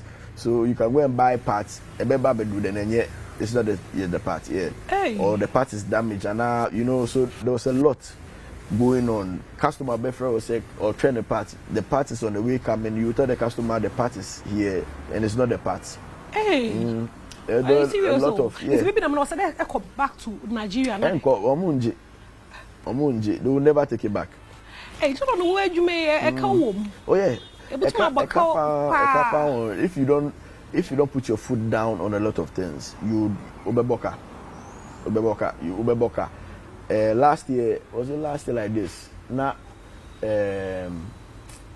something happened, and we had to replace a door or something for someone. A small door, no, my alteration on but car no, I would say nim say alteration but we ended up replacing the door, and the door card was over 10,000 cedis. Yeah. And on your fault, and you're there. So he knows, but he has intentionally a Porsche. It was a Porsche 911. Yeah.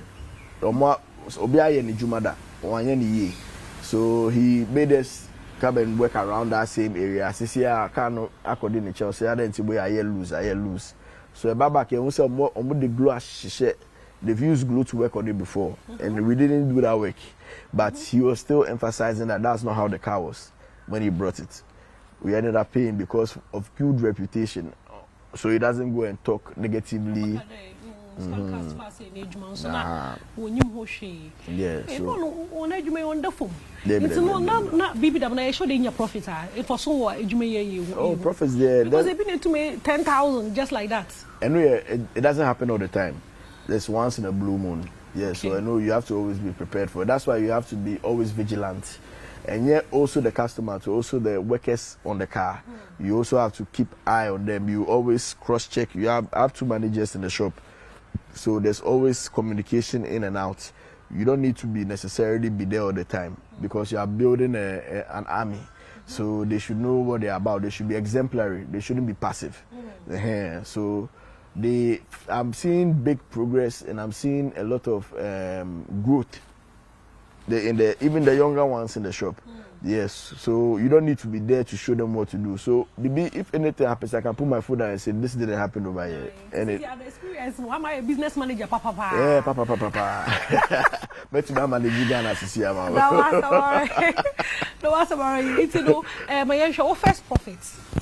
First profits, no, it was from the first body kit, Benz, no.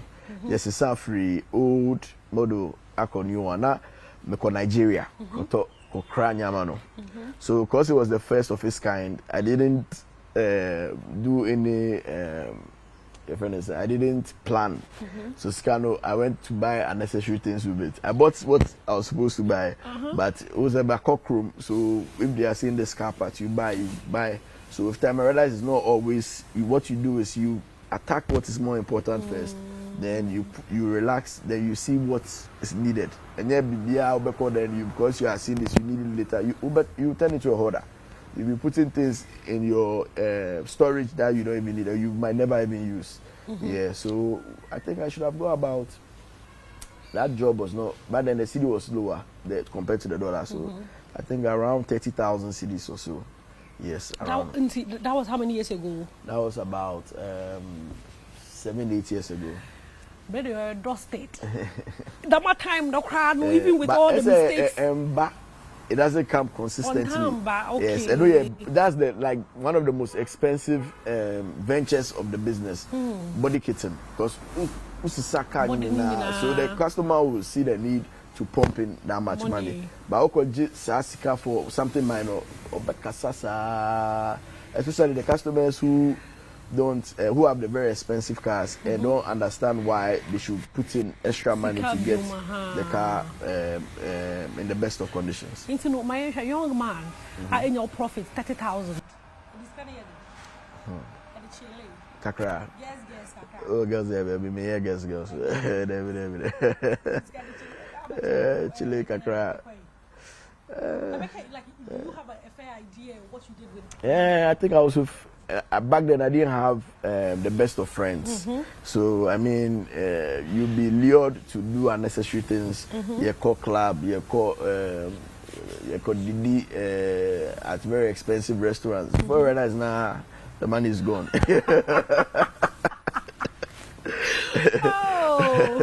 The money was gone. Gone. Yeah, so it also motivates you to go back there and push harder. That's one thing about it. It's not about. There's one thing I always say.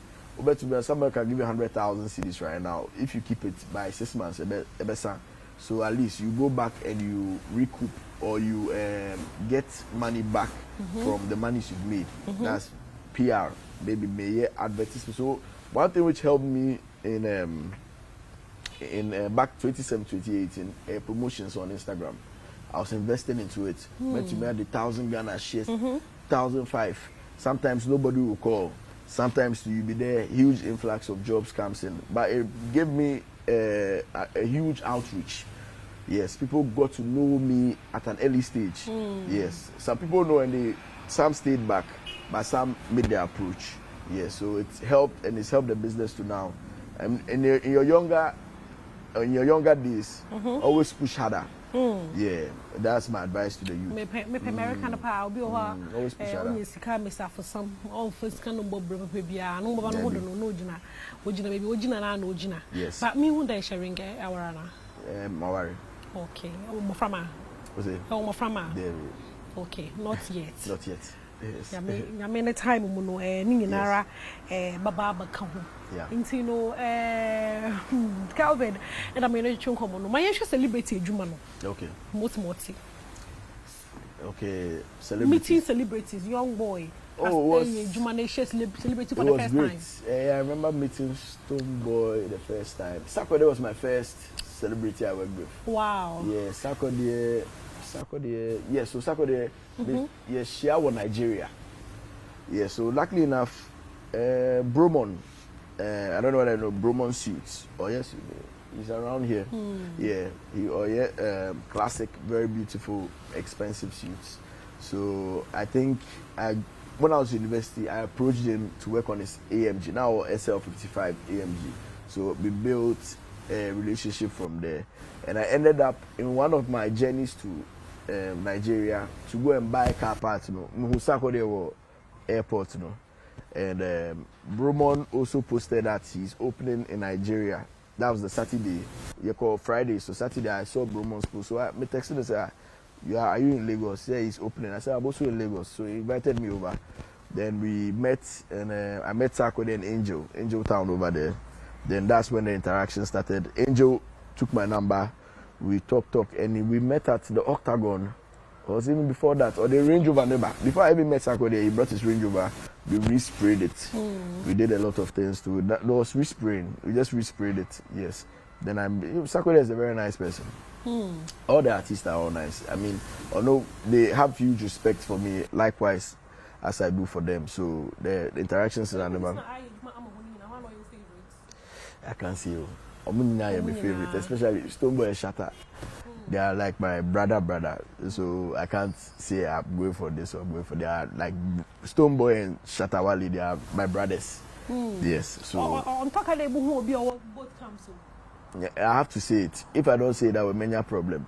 Yes, they are all, and funny enough, you see, what in human beings there shouldn't be favoritism, especially amongst friends, because sometimes we be, and at that time you think he's your man. Yeah, and I've realized it amongst not only Stone Boy and Shatta, but amongst a lot of celebrities. So I never choose. They are all my very good friends. Yes, celebrities now so. Stone Boy, there's some jobs we've done I can't speak about, and also Shatta Wale is the one. He there or there about Jai Bibi Amao, or there whatever you want to do. Ube beside us say, "Upe them, I trust you. Let's go and do what." Or some car be or the camouflage be or the in the face. So I know you customize it. I know your first job with Shatta Wale, a Dodge Charger. Yes, so we did a wide body kit. Mano, and we're not easy. Hey, Shatta, on my pressure,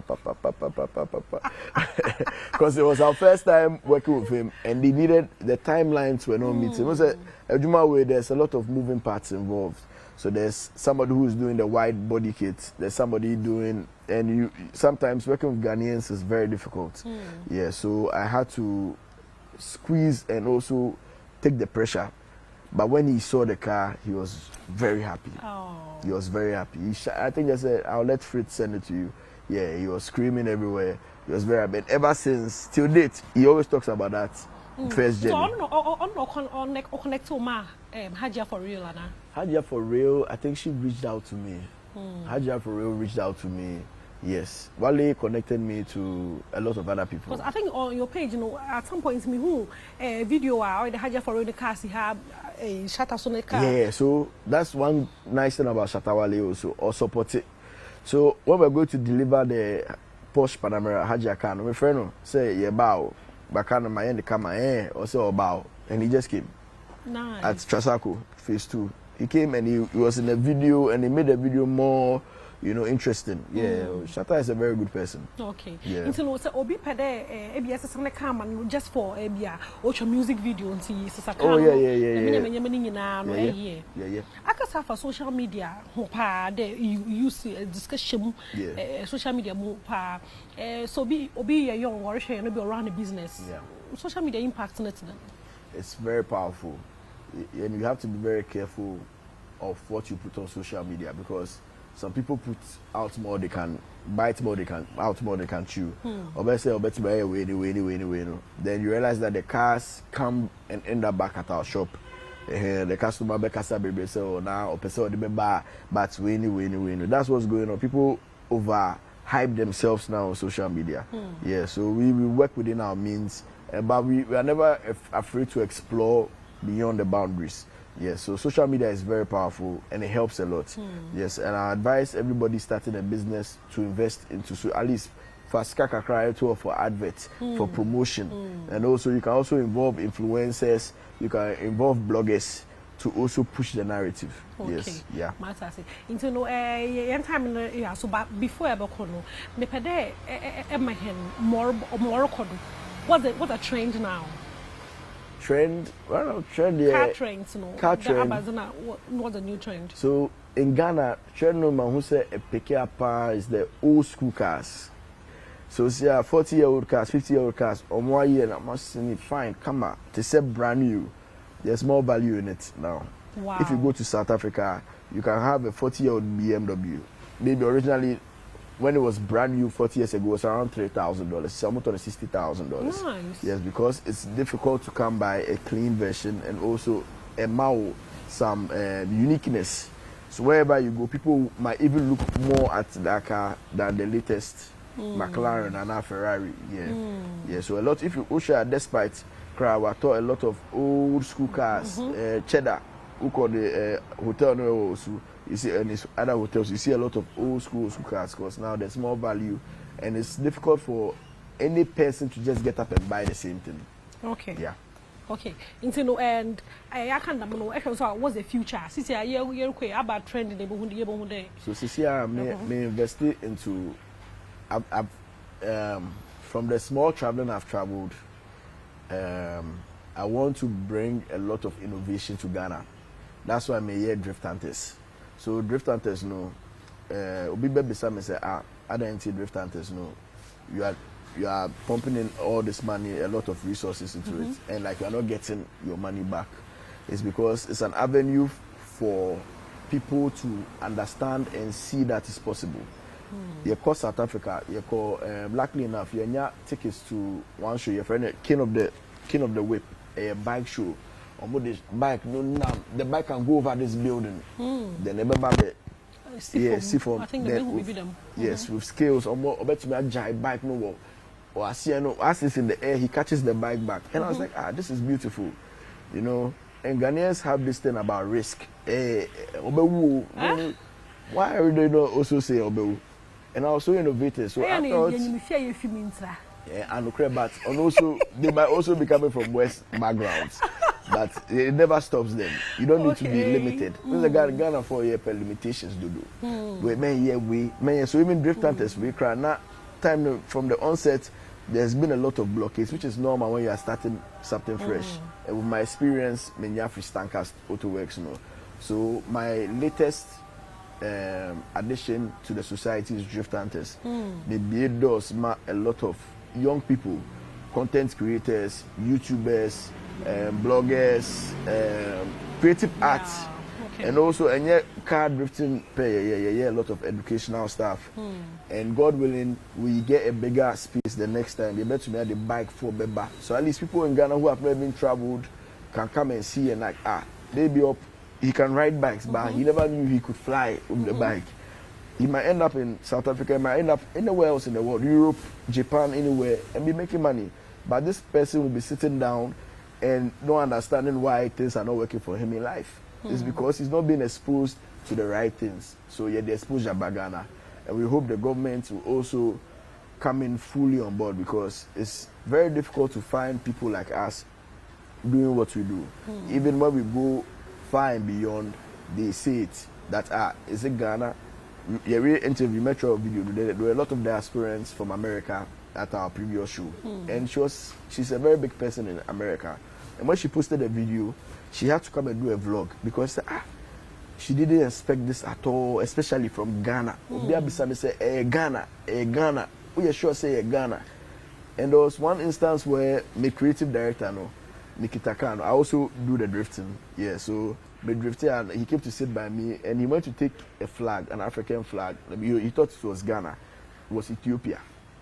Red, gold, green, but almost down, it's a blue. Yeah, so he thought he took Ghana flag, but he took the Ethiopian flag. Yeah, we show now the video is trending in Ethiopia because of the flag he just took, and they are willing to even come and let us extend the show over there. You see, that's how it is. We even had a little incident where Kano a scratchy will be 9 kakra, but now the person's a full employee with us now, fully on board. His parents have certified it. Wow. Yeah, that's how God works. You know, He opens doors, the problems, He turns problems into solutions, and. Personally, I invite you and your team for the next one. We are hoping that we have influx of supports coming in, and we can have the show more than once a year. So, and called December, you better mid-year, maybe early January, February, March. At least we are building the outreach. And then a crap, you better call Vota, you better call Kumasi. Kumasi cry called that last year, but we didn't do it officially. Takrade, Tamale. Bono everywhere. Where Boku cry, we bring joy back to the people over there. A vision. Yes, very big by the grace of God.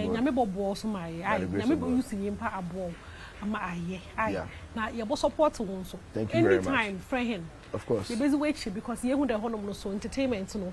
Thank you. Thank you. You have focus on that, Papa, this year. Into no, you have all garage ho. Of course, yeah, always invited. Oh, okay. Yeah, but him was me, Jumano. May Range Rover be 2014, yeah, 2025.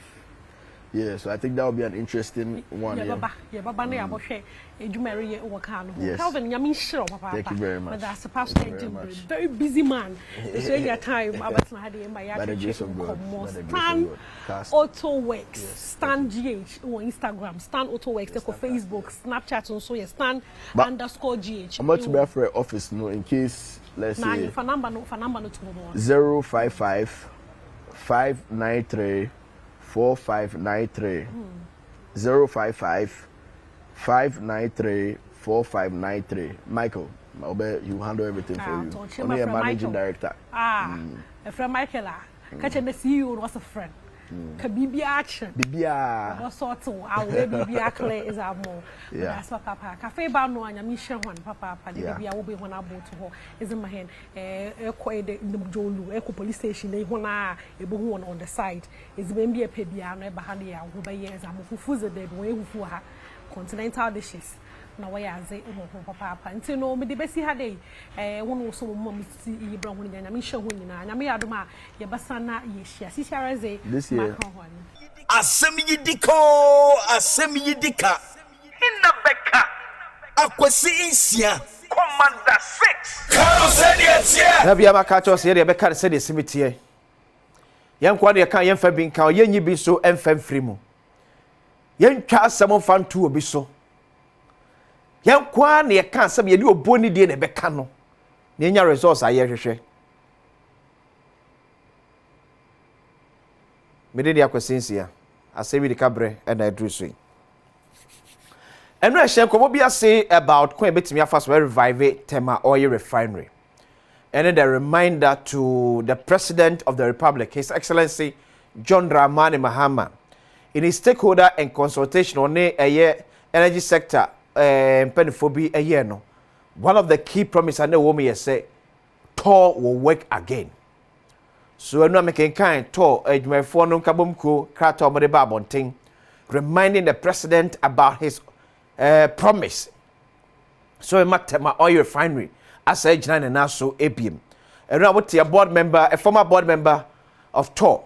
Catcher say, as of the time I know more a free office no. No money and crowd you could be asking sign crata. I'll be bearded now. Come say this month you also started it and near ma bet me abua. I'm your revive tono. It's me eba. So they are looking forward to that. Now the quick mammy kwa masunami kodi and kumui and bramene the vice chairman Edma Tor and Kabum Kum. Edme for Kabum Kum, which say unico that senior staff association of Tor. Men ekodi egora Joshua Kwesikwe. Na yen two of na see there's other leg be on me to aso the pay edema. Ora Joshua, good morning. Morning. Boko there. Boko senior. Ni edi kan to adwumafo mo ka obi ntina up to now to ntimi nya adwuma na. That's all that. DNS Tema Oil Refinery. Ya na ki enim no enye na dwuma se ne se ne fata. Because you see, to there are buying juma. It is a buying ban or this is a paguba. Young as workers union there, you need same diaka. If a buying policy direction, better. It's the duty of the workers union and all the workers to support the buying na juma. Ya workers university and say ye juma. That's all. You know, we are not in there for politics. And we are not in there for any media banter. All what workers want is for the refinery to work again. So if you come with your policies and it's better for us, we will support you and we will work. That is all what we want to do. Juma Hodom. Yeri Kokebi Abe say, may the true state of Tema Oil Refinery. You can't tell oil refinery, the true state in it, and we have to refine crude oil so that there will be petroleum products on market. For some time now, no, we have not been able to do so because the tour itself is limping and we are not getting any partner to help us to work. The Sia work at the about free. And only also, we can't fight to buy exposed milk. The old government is gone, the new one is in. All what we are waiting, now on find a policy direction and the workers want to work and the union is there to support. All what the union is to do is to partner management and the government to run the place and run it well. But finally, see a problem being when you want to run it, you can run it. We are only waiting for a good governance who will bring us every good policy that will follow. Just like what we were trying to do. And some people didn't allow it to happen. We are not there to be sitting down. We are there to work. That is why we went there. So if we are there to work and you are not bringing us to work, workers have nothing to do. It's in the hands of the government. So workers cannot force the government to say you won't run the place. So we are saying that they should come and run the place for us. And we'll give them our maximum support. Whatever government that comes and run the place, we will support. We are not there for politics. Joshua's and se ukwa juma dear pana moye. Fine. So we are transmitting business, we have maintenance business. So as we speak, you know, sir, even if it's not the government that pays us, our work that we do pays us. We do transmission a lot. People store their product, we transfer product, we do blending and correct people's, product which are not good. So we do a lot of work there. The laboratories are working, we have third parties. So talk is still viable and we are working. So the core mandate again se to e be refine ye crude no. Ye ka said ye enye no bi na mo ye. Yes, we are not refining. That is the core mandate. But we are doing other subsidiary jobs, which we are also doing it. And that is what is giving us the money and TOR is running. Sometimes so we want the government to bring policies that will come and run the place. The plants are there. We are already waiting for crude oil to be given to us to work. Okay. If a partner will come and run it better, we will accept that. We are all waiting for that. If the government is not ready, we should look for a lucrative partner and we will work with that person. We will support the person and the work will go on. That is all what we want. Sometimes we don't need anything more than TOR should come up again on stream. Joshua, sometimes when the government officials complaints are a bitter, especially the previous administration. ABS said, one, workers now more torn a problem to why torn now. Yes, him say be 8 million. Problem ni be say among fompo kra near more de ba see and storm more kra no or be funny a boon kunta and so chrono air cost our tour. As workers union, executives am one sad way, Kwame na mo fa so mo delay with this situation. You not catch all this. When you say chrono air cost, chrono will go on in the leadership position or in the government sector. not we the workers. The workers there, we are there to work with whoever will come and work with us. When we see it as a union leaders or executives of a workers' body, we will have to complain. Sometimes we channel it through our leadership, management, and board. Sometimes we can even go beyond our bounds, which we know we are not supposed to do. Okay. But all is in the interest of the workers. We are there to seek the welfare of workers and nothing else. If the people are working at management and they are doing their politics, our power does not reach there. Our power is to make sure that we partner management to bring good policies and we work for our workers also to enjoy their daily bread. That is all why we are there.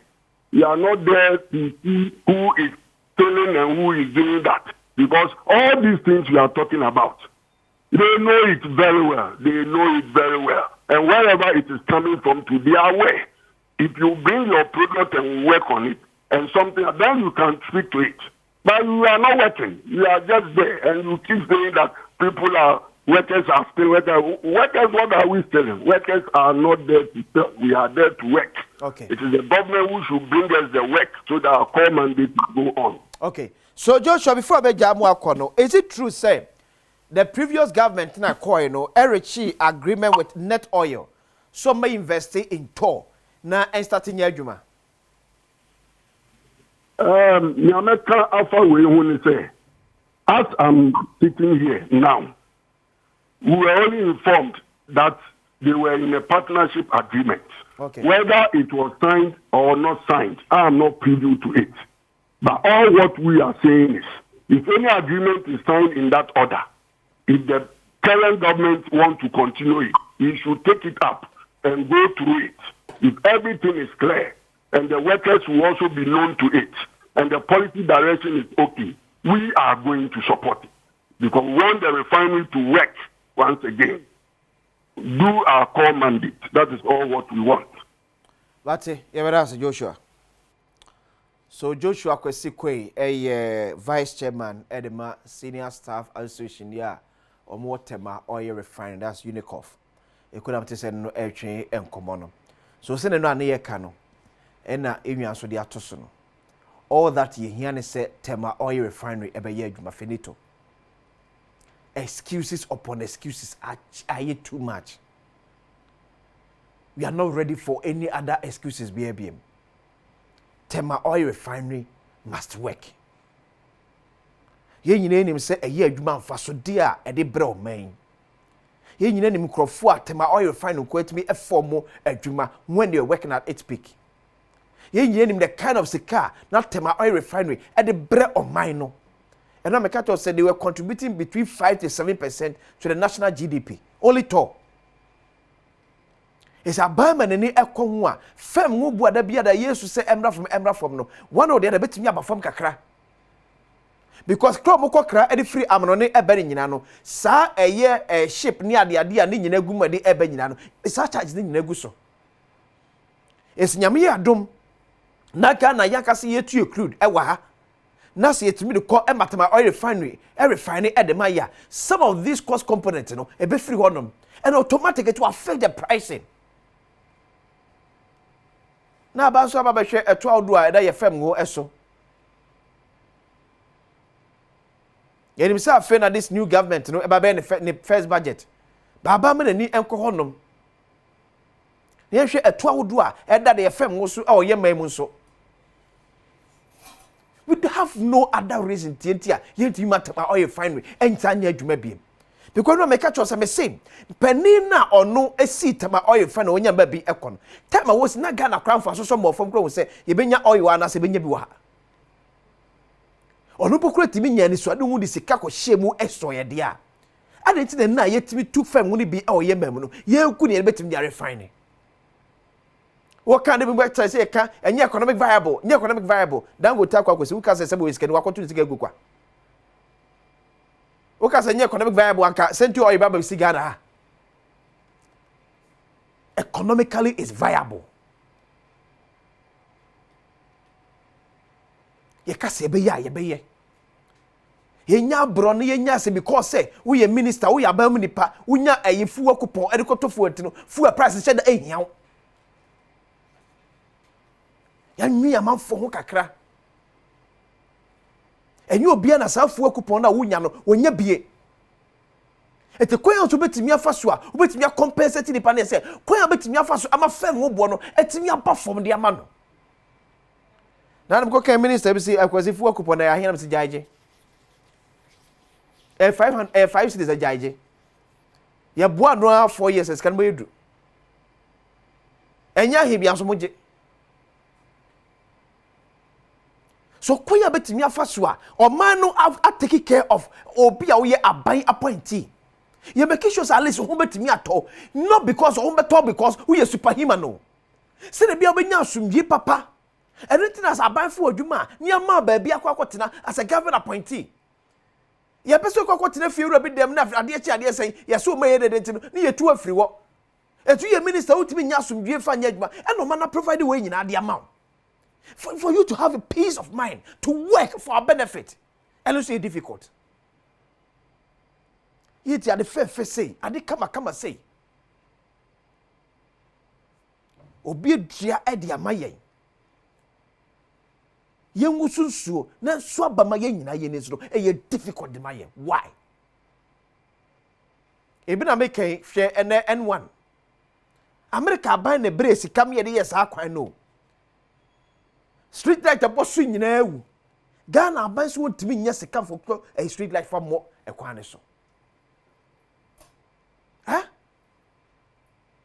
street light abo eye N1 ni so nyina from tire to tire ebie no ye adwuma and amount for shops here be on chain or more like the two at the Hakwane so. A queen ya bank pressing poor and said that Elcom Papa Bian. I ban to street light and for more quans keke. I hate difficult. Man would try ya metodo. O man would try ya metodo. And the senior Moka Abrochida, I don't have Tom so upon me or more ben you to show me. Why should it be so? Me did the questions here. I mean, I say, more papa and patroni, say it here. Who shall say yellow no, a deep. And Cotona Bontin baby mobi and Facofa, fake be a farmer. Ubenum soft drinker, no mort. No, me say, a Gianni, a woman. Mort no quans, or the come do pana, or 2 and only Jenny beer in here, just to stabilize you. We hear mortar Guinness. Numbi. The better now. But the questions here. I say me the pese mu to us. Asem yidika. Yes, abamu nyina kwa ba biem emfa emra badwam so on Adom TV live on DSTV channel 280, Go TV channel 119, Multi TV dege boss this no. You're live and so honum. Yes, to me on all our social media platforms from Facebook to YouTube. Okay, sit like it, share MOBia so intimi enyebi enhwe. This is Badwam. Aha. Any emfaka century. Yemfa ntro. Yemfa bosirimuka. Ensumo my Ghana. Ye de beka ne sene ye nim no. No obi anso anya kwan a kire na adwen. Wa bra ye nyi osi akwan emfa ma obia. Eberfo atase ebetwe enkomo ene anapema mefa happy birthday enkonfama honorable Joe Bedu and some former MP for Efia Kwesimentim ene your birthday honorable we wish you happy birthday we free Ochame Kojo Dakwa of Adom Newsroom. Also I wish you all the best yakopo enchira na onyo kese kopim se obeye kese pa so na enkomo ndo super Kofi Tonto, political aide, the former Vice President of the Republic of Ghana. Kofi Atlasaso na Honorable Kofi Bente MP for Session. Yeah. What about there? Never First time. You're welcome. Thank you. Parliament is saying? Parliament, yeah. Yogusu. Say, if you say, I'm saying, second week of sitting. Yeah. na yegusu ye fito nneoma 5 na ye efisiesie nneoma bebre aye be hia de adijuma committees kra dodo na yenya emform na de hia wo mu enemanim ye de yegusu ye nti mu ho appointment e koso a parliament ye adwuma you know we chire no so yes your cost ratings approve us no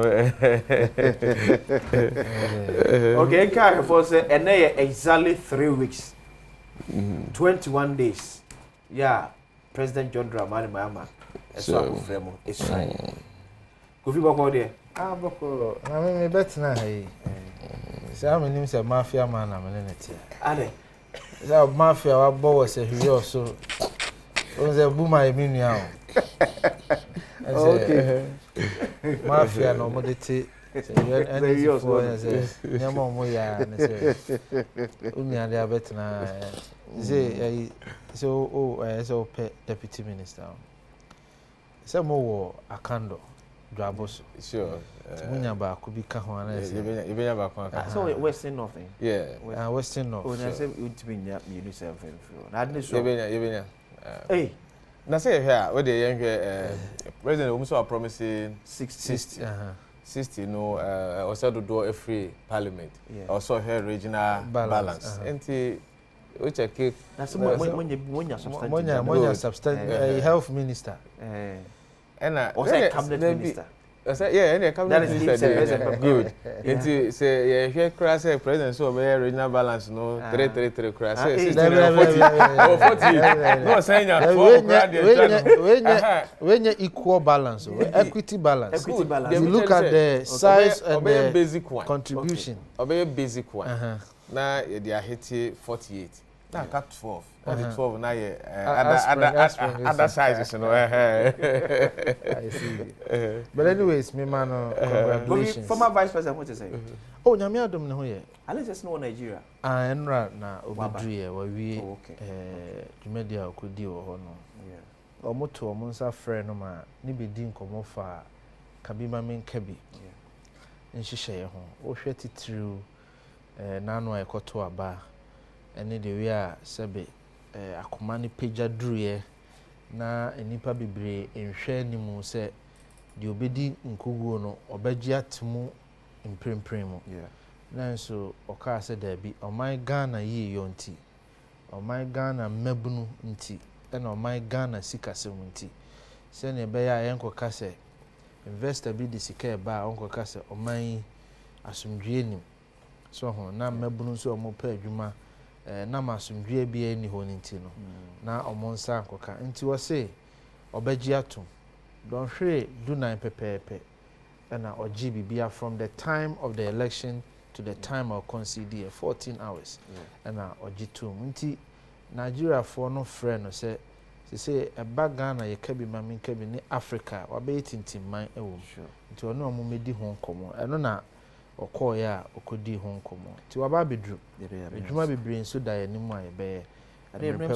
one of as part of the submission of can say back we I think is trying to gain grounds Kaka said the challenge of African politics na for ye fighting for the next meal and inti honorable free say me free baby am we a me nya na bedi nti no se me moja akro se me twa it is secure sa position.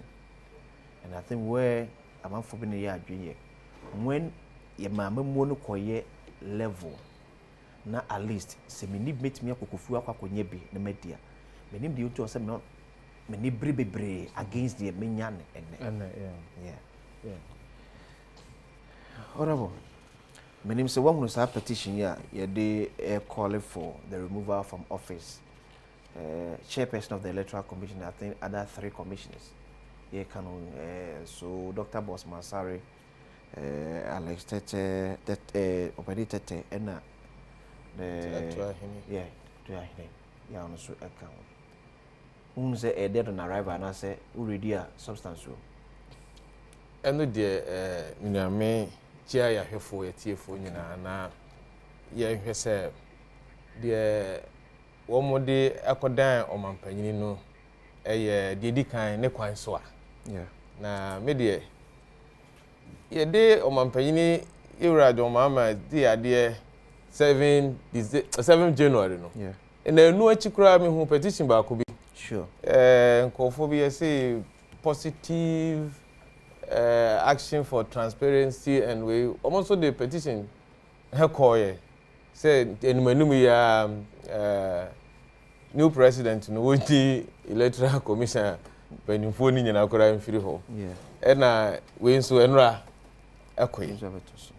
De tie ni say ema amamuo eye femi de mehunu no eye de say yeto abawie ana yebekọ abatoe mu na dodo no ewo nyoma bebre a ye ka de tia abatoa komisa en wanye sei wo yeso de oye yempe ye kan ya ni nyina mu no abufu a nkofo nyaaye abufu a timamufo ni nyaaye ewo komisa ne so ni nyina no sa ankowie se yeto abawie ebinom de mra ahye wo musam ekoye basa na se wo mo ankasa pese wo mo de wo mo pe ekoyi mpanimfo no free ho na mra kwan so no ne se ye mra ban constitution na ye de ebu oman no ema obibia akwanya wo mranum se panini bi ete se electoral commission mpanimfo yi wo mo ho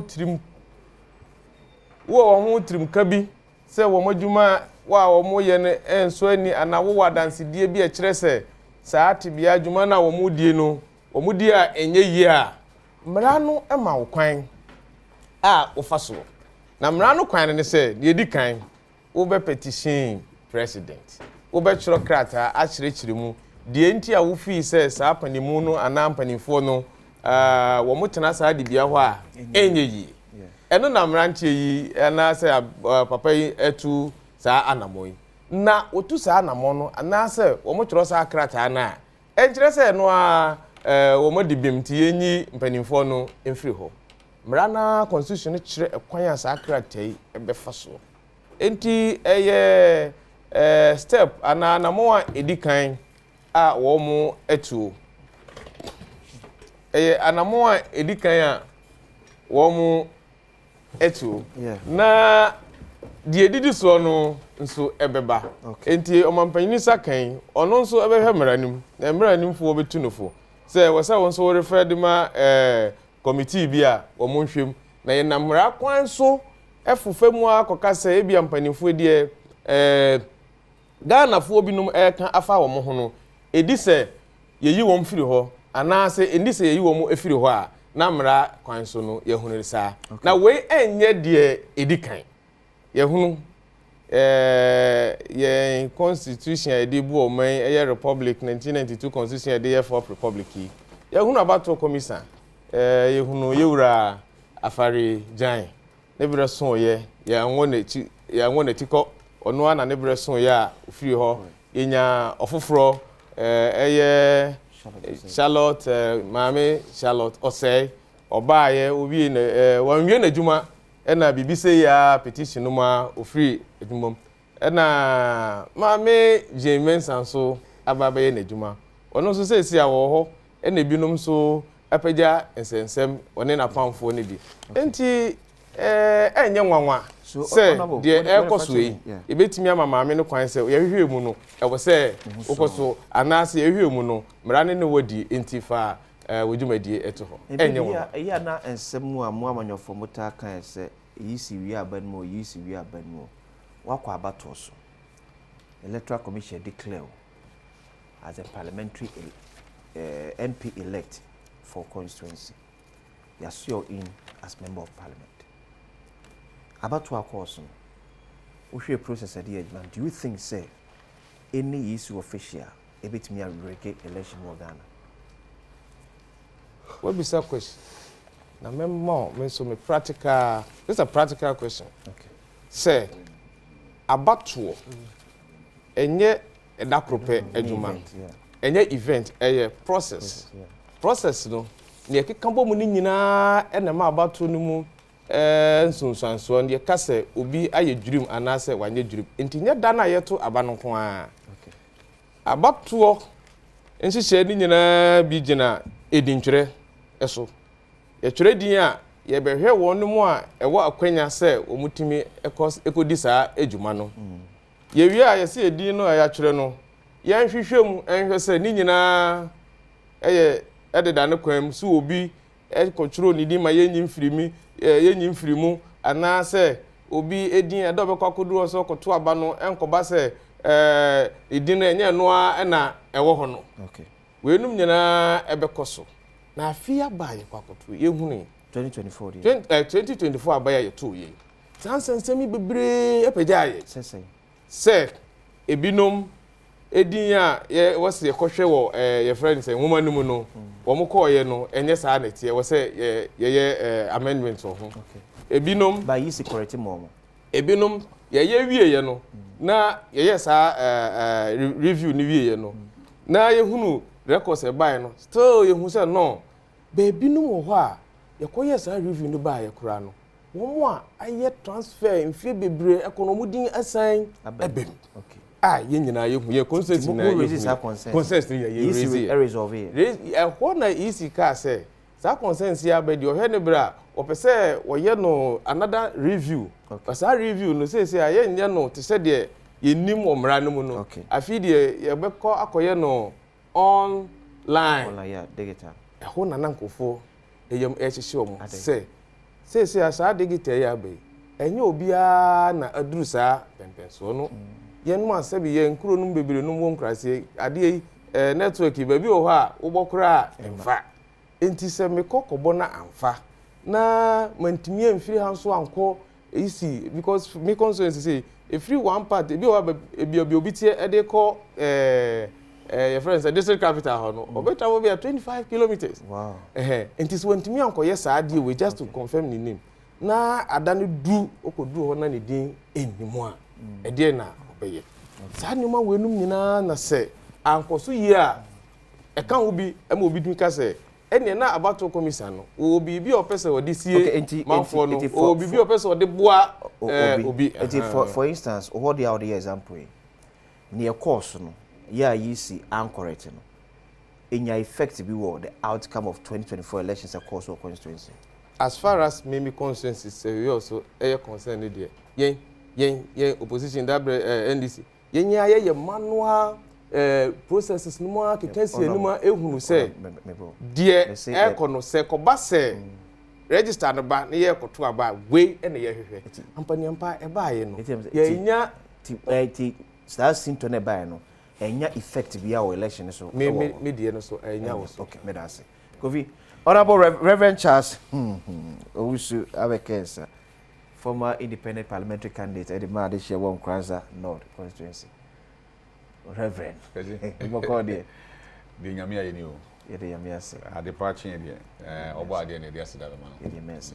Member won ma ba behwe because there be akasa asem we yi si wi aban mo yi si wi aban mo and it is as if say your opposition and you say yi si wi aban.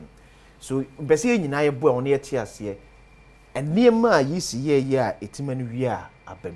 Won say bi na ye kan a ye won say ne course no enye sunsanso bia wa abato no eso to bi gire bi no ka say sehwi honom na abato ye wie mu a eye ntro uwi ni no tro trodo ya menchira Kofi me nua me da se bebre idi kan me mfa nchia sonko emma wahwefo ne watifo na yese se kraman wo ho na won pɛ na sema pejia voice kra yese kraman wo ho na won pɛ na sema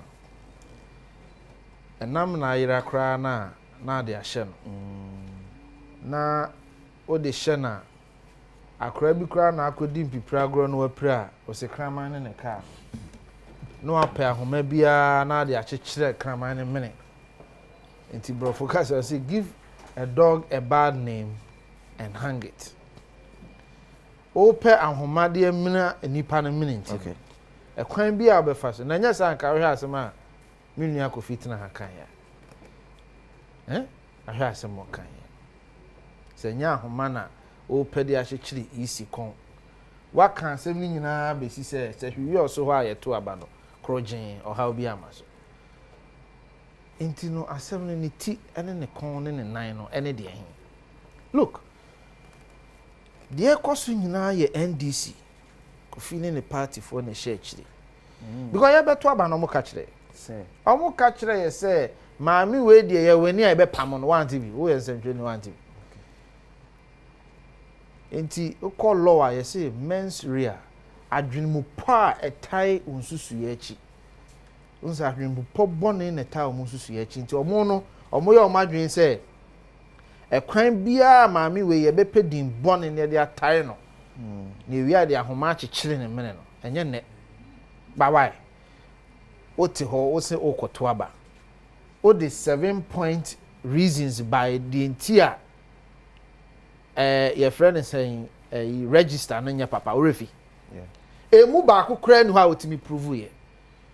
To the extent say edin na omokofa ba ye no kra de ne kosi ye. We came here, we discussed it. Edin transfers a wo ka ho asem. Any nema ni nyina at the end of the day, I think you could see about 315,000 total names are not issues. It came out say any issues will be a critic. Any issues will be a critic. Now let's look at the petition. Okay. Petitioner mo de call no. The di kan a mehu ne say. Wa me de call. Any petitioner enko for the akosi empam oh, penny back will be a free voter. No, na so na make us a petition on the account. That's what the catch that was say, or mota actually. And what are you saying? Now the medic mean can't you say, or mono answer the abbe when you are no more catch say, or bomb betuno. And now refi was he? Okay. Refi, I catch them so refi. They made it clear. Charles, who need or my way. They made it clear. So, or more back a bemoa. They will sack Madame Charlotte, my Mensa. Enti Sabio uti he na obi aka kire o se obey obone na ade chinye na obi di to abegina okon so a office e hwehwe mu a police for e hwehwe mu office e hwan no medical kon so sabe if there is a murder case no yere kra tifi na se bibi ye wa unim the first suspect o yere anka ono wote ase anka ono na benefit no ono na ye first suspect enti ye ka first suspect anyomo they are the first suspect. Now go and look at the reason.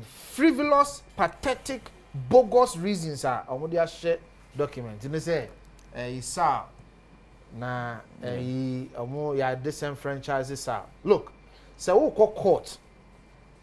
Now we could secure redresser. Or how until we call court no. Court na juma say obepe eno ho adura den amount. Adura no sia the amount that abawe ye koto ye nua Fredo Abonyo Omeye MP. Yeah, for one. So what's the point? For see, they are talking about say more MP for 2020. So for the whole of 4 years, no money will be on Parliament. So real objective. I don't know one fan call before 2024. So you palace so the fact officer Kufuado cry Fako on record. Say 2020 asem na wo kan. You had 4 years. I don't know one fan call.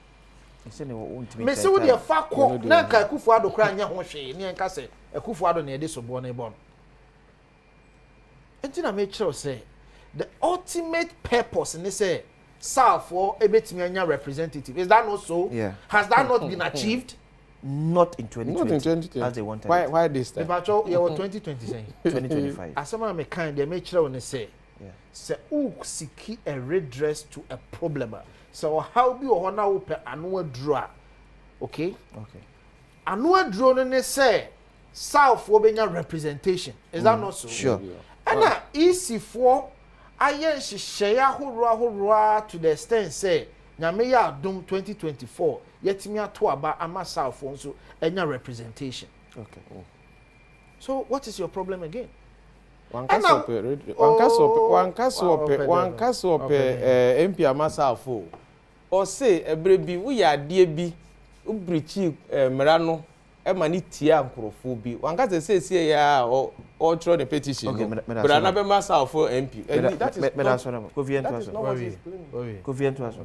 is so one can be the point of the matter is that so what dream pono yeah na se wo ne saafo ebedi ni ya de na one petition na ano no na wo twɛn to ne de atoso bi o see 2020 elections in Yekoto no there were some clerical errors na Madam G Mensa ebobo numbers no oye mistake enu nti ye nyina so nyemfantu no anadwuma na sem say completely hollow empty why sabi akwasi uti he na ukinkan bibi na wayemfom so a eno kire se wo sheda na wayemfom so in any case party a onu ni lusu abano anka wo simfom so no se wa nyanke be benefit no party na court the intended beneficiary of wo problem no wakọ court no e dey no ka kire court wasi mi ni adanse bia wasi ensemu amiami gina simpie su kan se ma weni aba no meboa mi ni ho adanse ana urefi akwasi urefi kofi yenje papa no petition watro no on secure redress bi ama party bi o infa no ka say on secure redress ama party bi honorable I say Ghana fonti honorable many asema American maybe you are not paying attention ahanye mafia we are talking about the facts and the substance. The substance is that what raising argument now what raising must have value e say e wo mu duro e say nsuo ginam and I make sure say argument now we raising nsuo nyina mu e kire say wo si obi kinkan ade na all kinkan no wo sheda no ye mfomso se ne be ya be benefit obi into those clerical errors no should be enough basis to what see pam no yeah adenti na wo free say clerical errors no hu hia say ye de pam no efi say wo susue mu no free say sanko anya errors na nke be create a fair and balanced results is that not so? That is a fair assumption you can make. Because I don't know they court. I mean, what your petition? Because in Susu say, Sanka Madam G Mensa yes I'm from so na Anka Bia no cray said dead no a daddy. Okay. No cranning in the dear. No cranning in the say Bia now Susu says Anka and this if one away. Otherwise, what's your point? What's your point? Enti petition now what they kono, dear na wokope. Enti minia said medical can me Madam G Mensa. Se obi nyanyina so pa a ekire se yamamra 1992 constitution no tumi a ode maye nyina se enkoto aba no wadane se tumi no esini tirase age wo utumi afiri nsem age mimi tumi afiri nsem na waye niema etia Ghana mra mesoso na mabfo aso se yenyini mfiri okay enti sesi a na waye petition no de mra ne kire ne se omampanyin e de nkrata be hyaase no de akoma chief justice na chief justice a set up a committee na committee no I establish say ampa enipa na committee bibia a year of criminal nature. That's paradansia now the better. Paradansia now the better. And say to establish a prima facie. Yeah. Once a prima facie is established, then an investigation will go on. Now say investigation no bodina and sana o mampanyi den krata sha say yenyi nadi. But say the me hui. Ene de yakin kan. Eno ne adansia ne de aminia. A holo. That's it. Reverend Chaso Obi asem na bi. Bezi. Mamena wase ahwefo ne atiefo so a etie. Afi menua honorable so. Sefidie minim hoye pa. Kofi so dia ja menua komano no. Na de wo mu ne se enkomo a yedi. Mamen fa so na menchia mikromufo. Okay. Oni se Yaman hene ti se de bibia atoto yie na na kwamba fo otoso enan nkwanza man hene na de chia obebre in fact kwasi me mesum my means Mamanyuko. Okay. Yeah, Amanyuko be a 17 Sabi. It is a Ghana, no, say a year. And Fahunia Munyukua, the Hombatoyan. I'm looking forward. A day, President Bebana will be a competition. President said, unemployment cost, until everybody insecurity of our mining, until abandoning. I'm waiting for petition because a fee, I am mining muma. Now, so fees why a woman into a man. Yari a unity, until Quanya, a buying befaswa, or Badwam a fee near a coffin. In fact, 2 wrongs doesn't make 1 right. Majidi said the D Kanya, Union Bar, Charlotte in any group on 1 sem by. But internal issues are a peer bonting. Now here, now we 2 money young corn, now we 2 money young corn, now and Namsunti and a man committee was set up. Mushesho Munsimu Mimi Nyaya, can be a TCCA and Amanasa. Okay. But the Nyaya, because I see me beside. You got 2 bar. I'm on your 40 way, but 2 baby, the way we in Castle Beavium. And I'm a boy. Yeah. Because in 2016, me and same go me cry me can't be.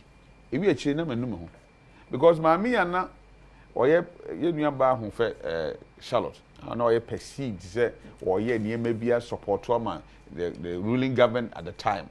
Etimia sign the Atana Kunyamso. You got to about the declare and Abdan Kwakufado as opposition leader. The president elect. And I guess yeah, but 2 bases so you know this for so every red flags be. Yeah, we actually nyame the 2 million shomonsa close to about 1.7 million difference gap in the buy. You know ba Jane, and they declare Yura Mahama as president. And he can't ever send him. Cause some can't I say, company say a few chini abofono. Yatra, we have passed 2020 elections. So that's it. Yeah, we 2024. Ama the Edin Kugwa Jatum, the Edin Kunim so Koso Yen and Yema. So what is it? Eddie Assembly. The here pass say be discussing you with more. And Minia Erica G. And there was an appointment. I'm ranting for fair. We are ranting. Yeah, Bob Baswa. What they need now is for us to support them so that we meet me. A bomb who more than I don't between me. I'm on mine. I find 2 paper. Yep, near my window. Share a common chromo. By serious. Sir, saying petition. What petition? We must say, Mahama say, look. Onyamina de nebaye na ne niema awo yeso abaye sronko ohye kwan afa so toto ne niema ne appointment ne kasa ampo na ahana ekume look omampani for the first time wadi enkunima ogina simpie so o soya kire ne manfo o kasa odi nkamamu aba for the first time Ewura Muhammad second time because we here wan come on bi amfa opposition no and even or take opportunity. So obe praise Yura Mahmoud Baumia. Na obe chire na yonko fast from quite that oni Yura Akufo-Addo dey entem. And indeed okoshia asofo na Thanksgiving service wo hwe ni speech na statement okasa any da na o ma Yura atofo sen ne other 3 account ho odi tumi e hye omsem ama ko start omadwuma. You catch them on say ono onso so a hantan any dreading so na nya sa antina Ghana for the eto abama NDC for Yewura Mahama eba yi o me atia say niam nko yie sa I mean challenges e wo ho a say wotimi ehwe na oko na ye nyina so ye boa na wotimi ye ni yie say be ya amfaso be ba man aso man ba me meti odim de medwen ho pa me constituency 98% of our road na ye bad. Nti empire me bo an say Yewura Kwame Agwaja abai Owura Mahama amamud ebenya ahoto a edi sika beba na oya akwan ni bia obitima baba ye akwan ni bi ama ye nyina den ya fa so bi into petition nya wasem. What kind of petition? What they petition? I opposition akofan petitions ye fatu nchen fatu 9 no asem a waka no me hu nyina so bi ewo ina so say hwe se ye ka say ye behwe abato ho mfon so ya akoso bi ya get to aba ke be sani pe wo nyina ye to ba wi anke be se we a asanka me di nkugu yi ka me wo issues bi a metimi a raise okay abade nti e nam so a me di nkugu ana me di nkunim bi a me raise issues ya de nti e nam so a me di nkunim nti ye to ba wi na ka so bi di akira a me nuan for him to win a Sehioso, I had you electoral commission for the man dingunim. Anamawa. Electoral commission for the man dingunim. Yajumadin. A campaign. I didn't message or the number bonting. Ni suit any buyer what done a dear chair, the man for over the years. And a man, the only Munyam shedding. Amano. And he mean you the entire to a backray, yeah. All the time, no, a dig ho ever.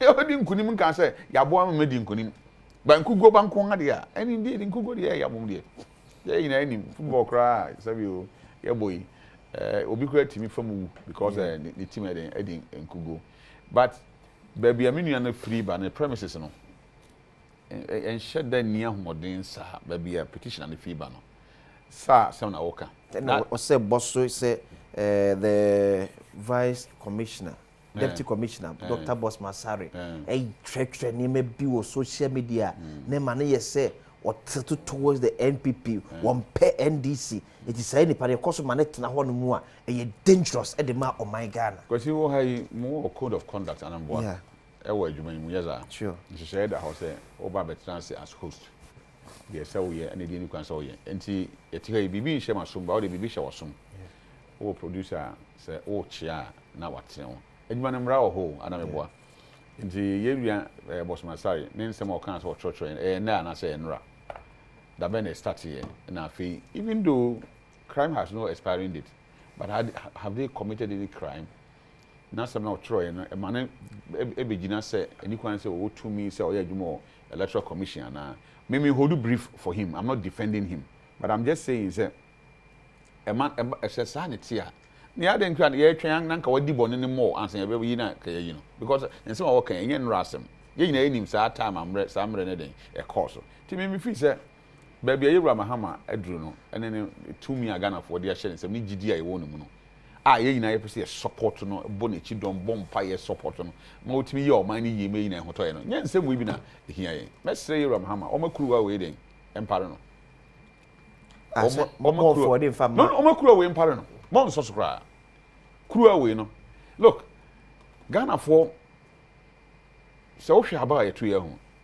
gradually no NDC winning enipa dodo chen MPP say I can't hear ka say enipa e kon do omo kon do so be wura MPP mu no NDC mu no do so chen omo person be wura MPP say this omo person be kind of correct but die na man ba sa because MPP any Ghana for they had that bond odo bi wo ho na e wo mo ntam enam eniye bi nti okay na sa niye no start say edano enipa eden edano but it just Reverend Pesaba so fache me na me ko mula mrana na samra so mate Reverend Chaso so no ye ko mula ye ba isi yes am nyina kwa ba bie me se mo ma wini am da bia ka so me mpa ba ewia 12 enwumre 6 e be sa the another live draw and so abro na kwekwana de bi cost was antemampo about this MMDCC executive say what NDC mu asantemampo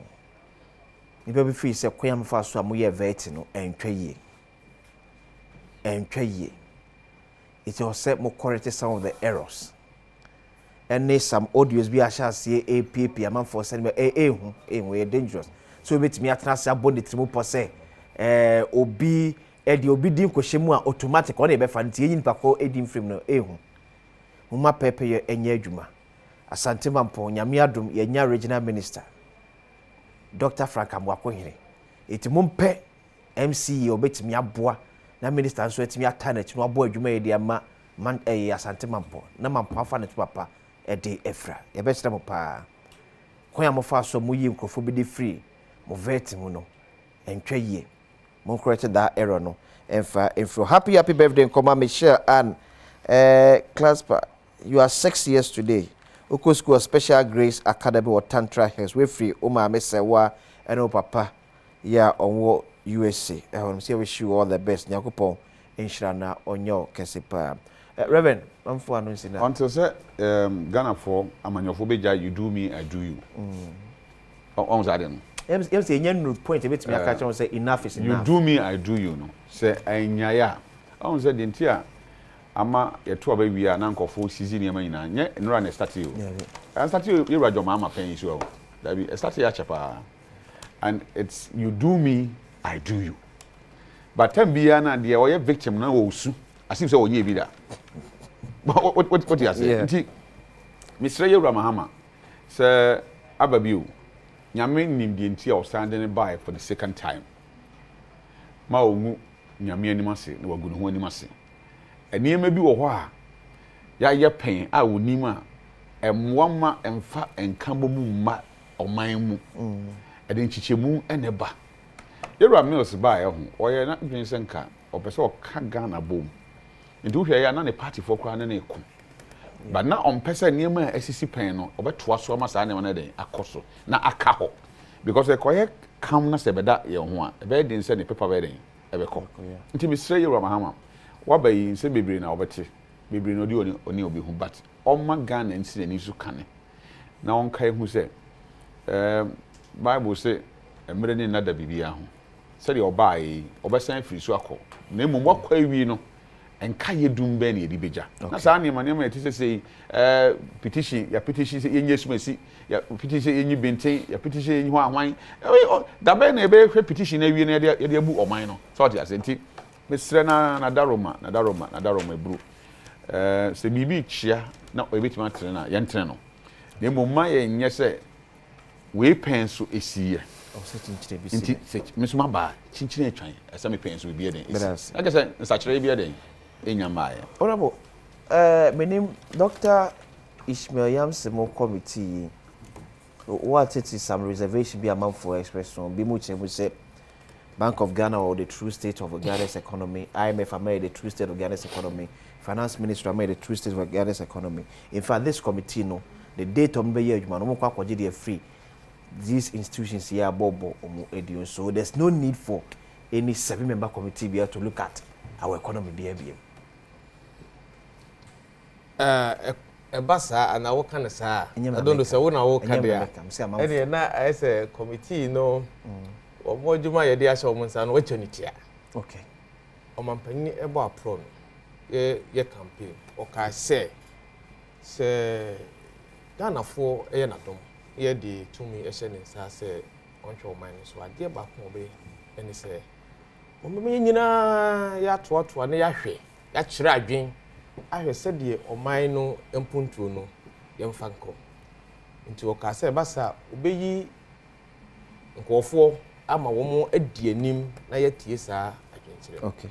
The committee we koye no enye ne so wo mo na emekire no sesie ya omampani ye mpuntu omane yemfa ha da bi omampani nti asiye mu no ogitu mu se adwen sebi eni ba akofo etit ye ya amanefo e wonkofo pia ye nim se de ye amanyo wa ha bi no okra kokudura ye de ye no oni nanso ye ka nimdie ye ka suahunu ye ka hoden tima ye de kikire oman a wo mo wo paa enti ye ntena nka se wono eye mampani no ne amanyuku na sesi agana fode oman ne ye nko aye ye bibia enti sampani fo we enkonko tenase we your title of omo appointment see they are to plan omo be yen hihye afa sedie dialogue no ebeko. Okay, so you kwa engage Ghana for ye do obi adwen omo na emekire sedie enye no ye be no hefa logistics omo na enkeka mum so no be ba platforms no so obi bisa say we thought the NDC manifesto was a people's manifesto. Sure. Yeah, ya Ghana for adwen kire ya Ghana for free say ha na the economy no efa ebeye. So when you say adwen kire no na dia draft to manifesto abontoa a kire ne oba abeya, why then do you come back to me and ask for another share best idea bu man bi? Manifesto no your people's manifesto. Yes. They said they make an one penny egitum say in the leadership side no there be on top down or bottom up say yentie dodo no or woman na ya pempi no share ne susue programs e be be affect ni pa dodo no. We ni na manifesto it took us over 1 year to prepare the manifesto. No money be on cry 2024 no ma ya kan ye. Says ya ba ba manifesto no ewo ho. Manifesto no very broad in America no. A broad young party and the aye eti Ghana for be grassroots ye congress. Says ya e be fear adwumase. E dien na be tia pa so mampani say mun panimfo we mun sanko mprempre ya yewo mu na wotwe nan mun ma ye hunu Ghana fo adwenkyire biom say e bia mampani say sia wa ba ye hunu say nyoma no untimi nya ni nyina na munim dada na mboa. It is obvious na munim dada say mampani ntimi nya ni nyina. There be your camp prioritization. Say ya ye manifesto ni de ya ye ne kakra eda ho. We na Ghana here. Ntimpanimfo yintenase. Na munti agency. Ne hunu say sector way. Honorable as atwa so kakra che say the same NDC People's Manifesto. Mo categorize no. And mo yi first 120 days out of it. Sure. So when it comes to prioritization there, mo ye dada. You know the area you want to touch immediate. Yeah, it will touch the heart of Ghanaians. The first 2 weeks in office, put up a cabinet ministers. You be a betting tax. You be how way the we is on the economy. I see. But the manifesto because was about the economy. Yeah, the betting tax, the betting tax, the yield levy was not about the economy. Yeah, among any economy. Was it because you didn't get a clear picture when you were in opposition? The economy, oh no, I said okay. He even said it before coming into power. And he said that when he comes to power, he would do this. And he knew what he was doing. And yes, I see how bad Bemo no accompany something for no. But yeah, promise no make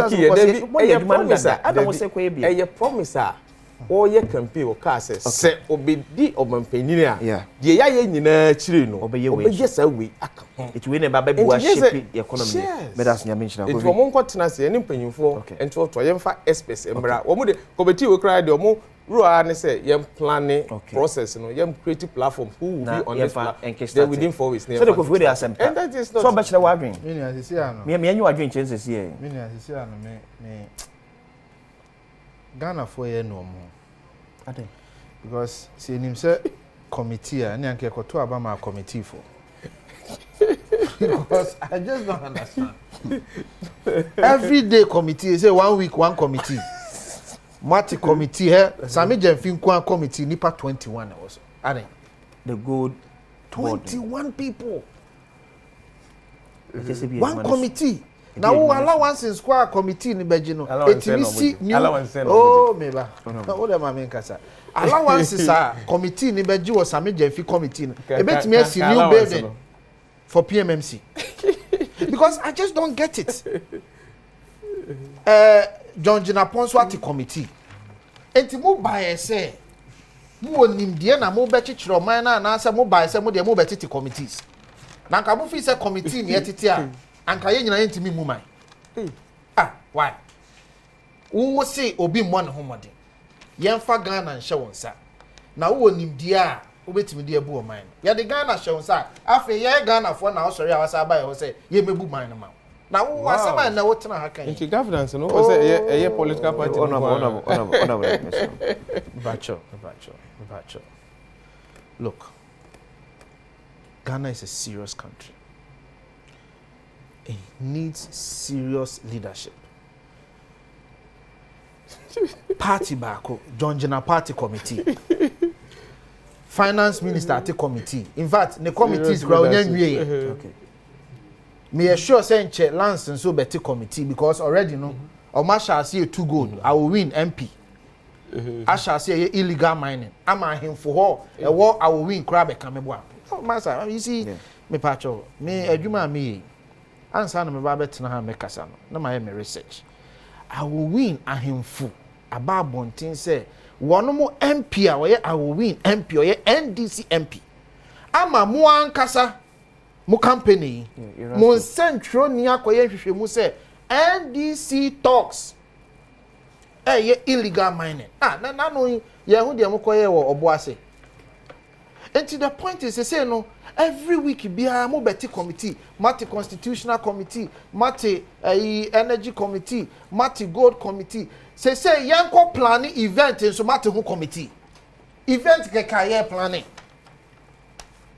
and also just a who committee say ye dia konwa be si ha na dan we ne be kwakoye meeting ni wo mu no so just a who committee. I don't get it. Look, governance is a serious business. And Tierra Mahama, we voted for you to form a government, to have a cabinet that must think.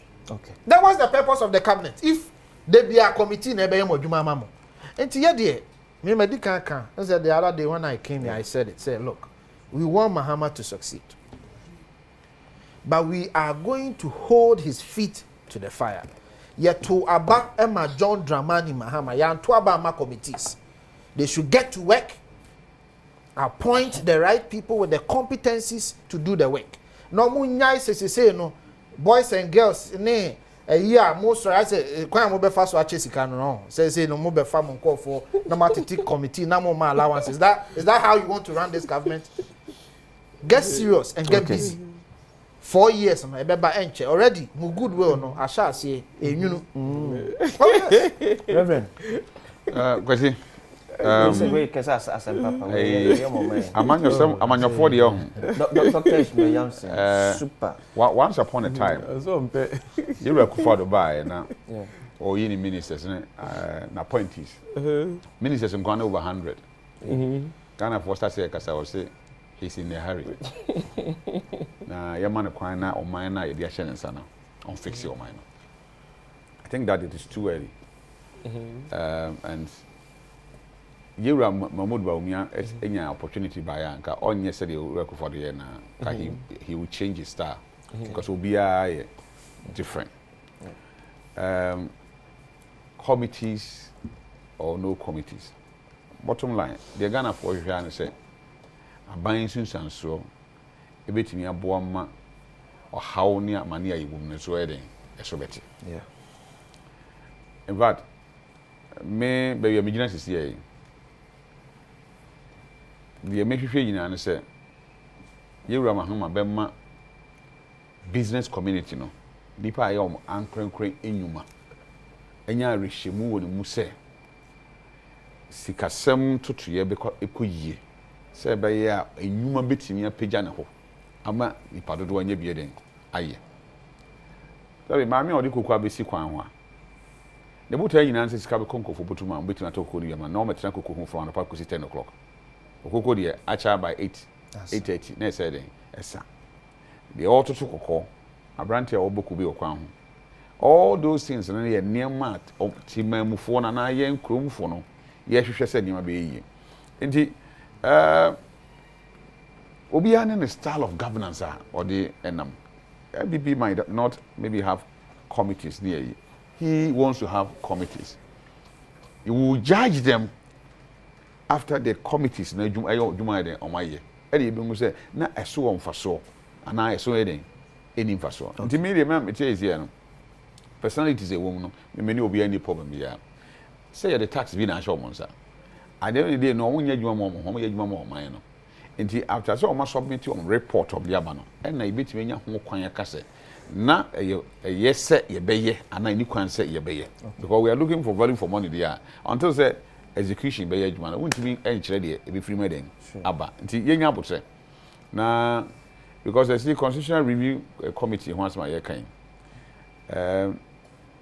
any other committees are very important for me share some committee na ho no me share no members na wo so me hu say it's not party driven committee say party for na ye de o ma yeden akogu so nti party for na e kwakọ kire o madwen e wo say aban ne won ni so de hu bi efa ho de na mom wo hwe ba bi e piki o mu fi ye ni all the institutions no mu free ni ayina I guess solid kwan be na ye befa so a wo hwe ne ho na yen agudie na ye dia ba ye nya so mfa so ti kwan be na ye befa so committee ni be mu ye hu kwan ye befa so agudie na ye beto afiri ye nuanom a eye nyuma no ho no eso betima ba so amfa so na say betima to afiri ye nuanom ho dia na say aban so say aban bom ho ban so dia say e mom the you can say neighboring environment a ye conducive betimi ye adwuma ma Ghana fo nya so den emfa so. Okay.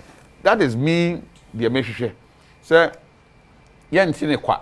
Say ya wakotena ase na manfo akọchọchọ yo mbechọchọ bia no ma so den e kom ba bi. Na emom committee the results e beba e di impuntu be den e bebra o man Ghana. That's very quickly. You see, I was the board secretary for PMMC. Yeah. So I know the job very well. I know the mandate of PMMC. And I've read what the board is going to do. The gold board, if promulgated. Okay. But you see, men Kasabibre will wait for the board to come.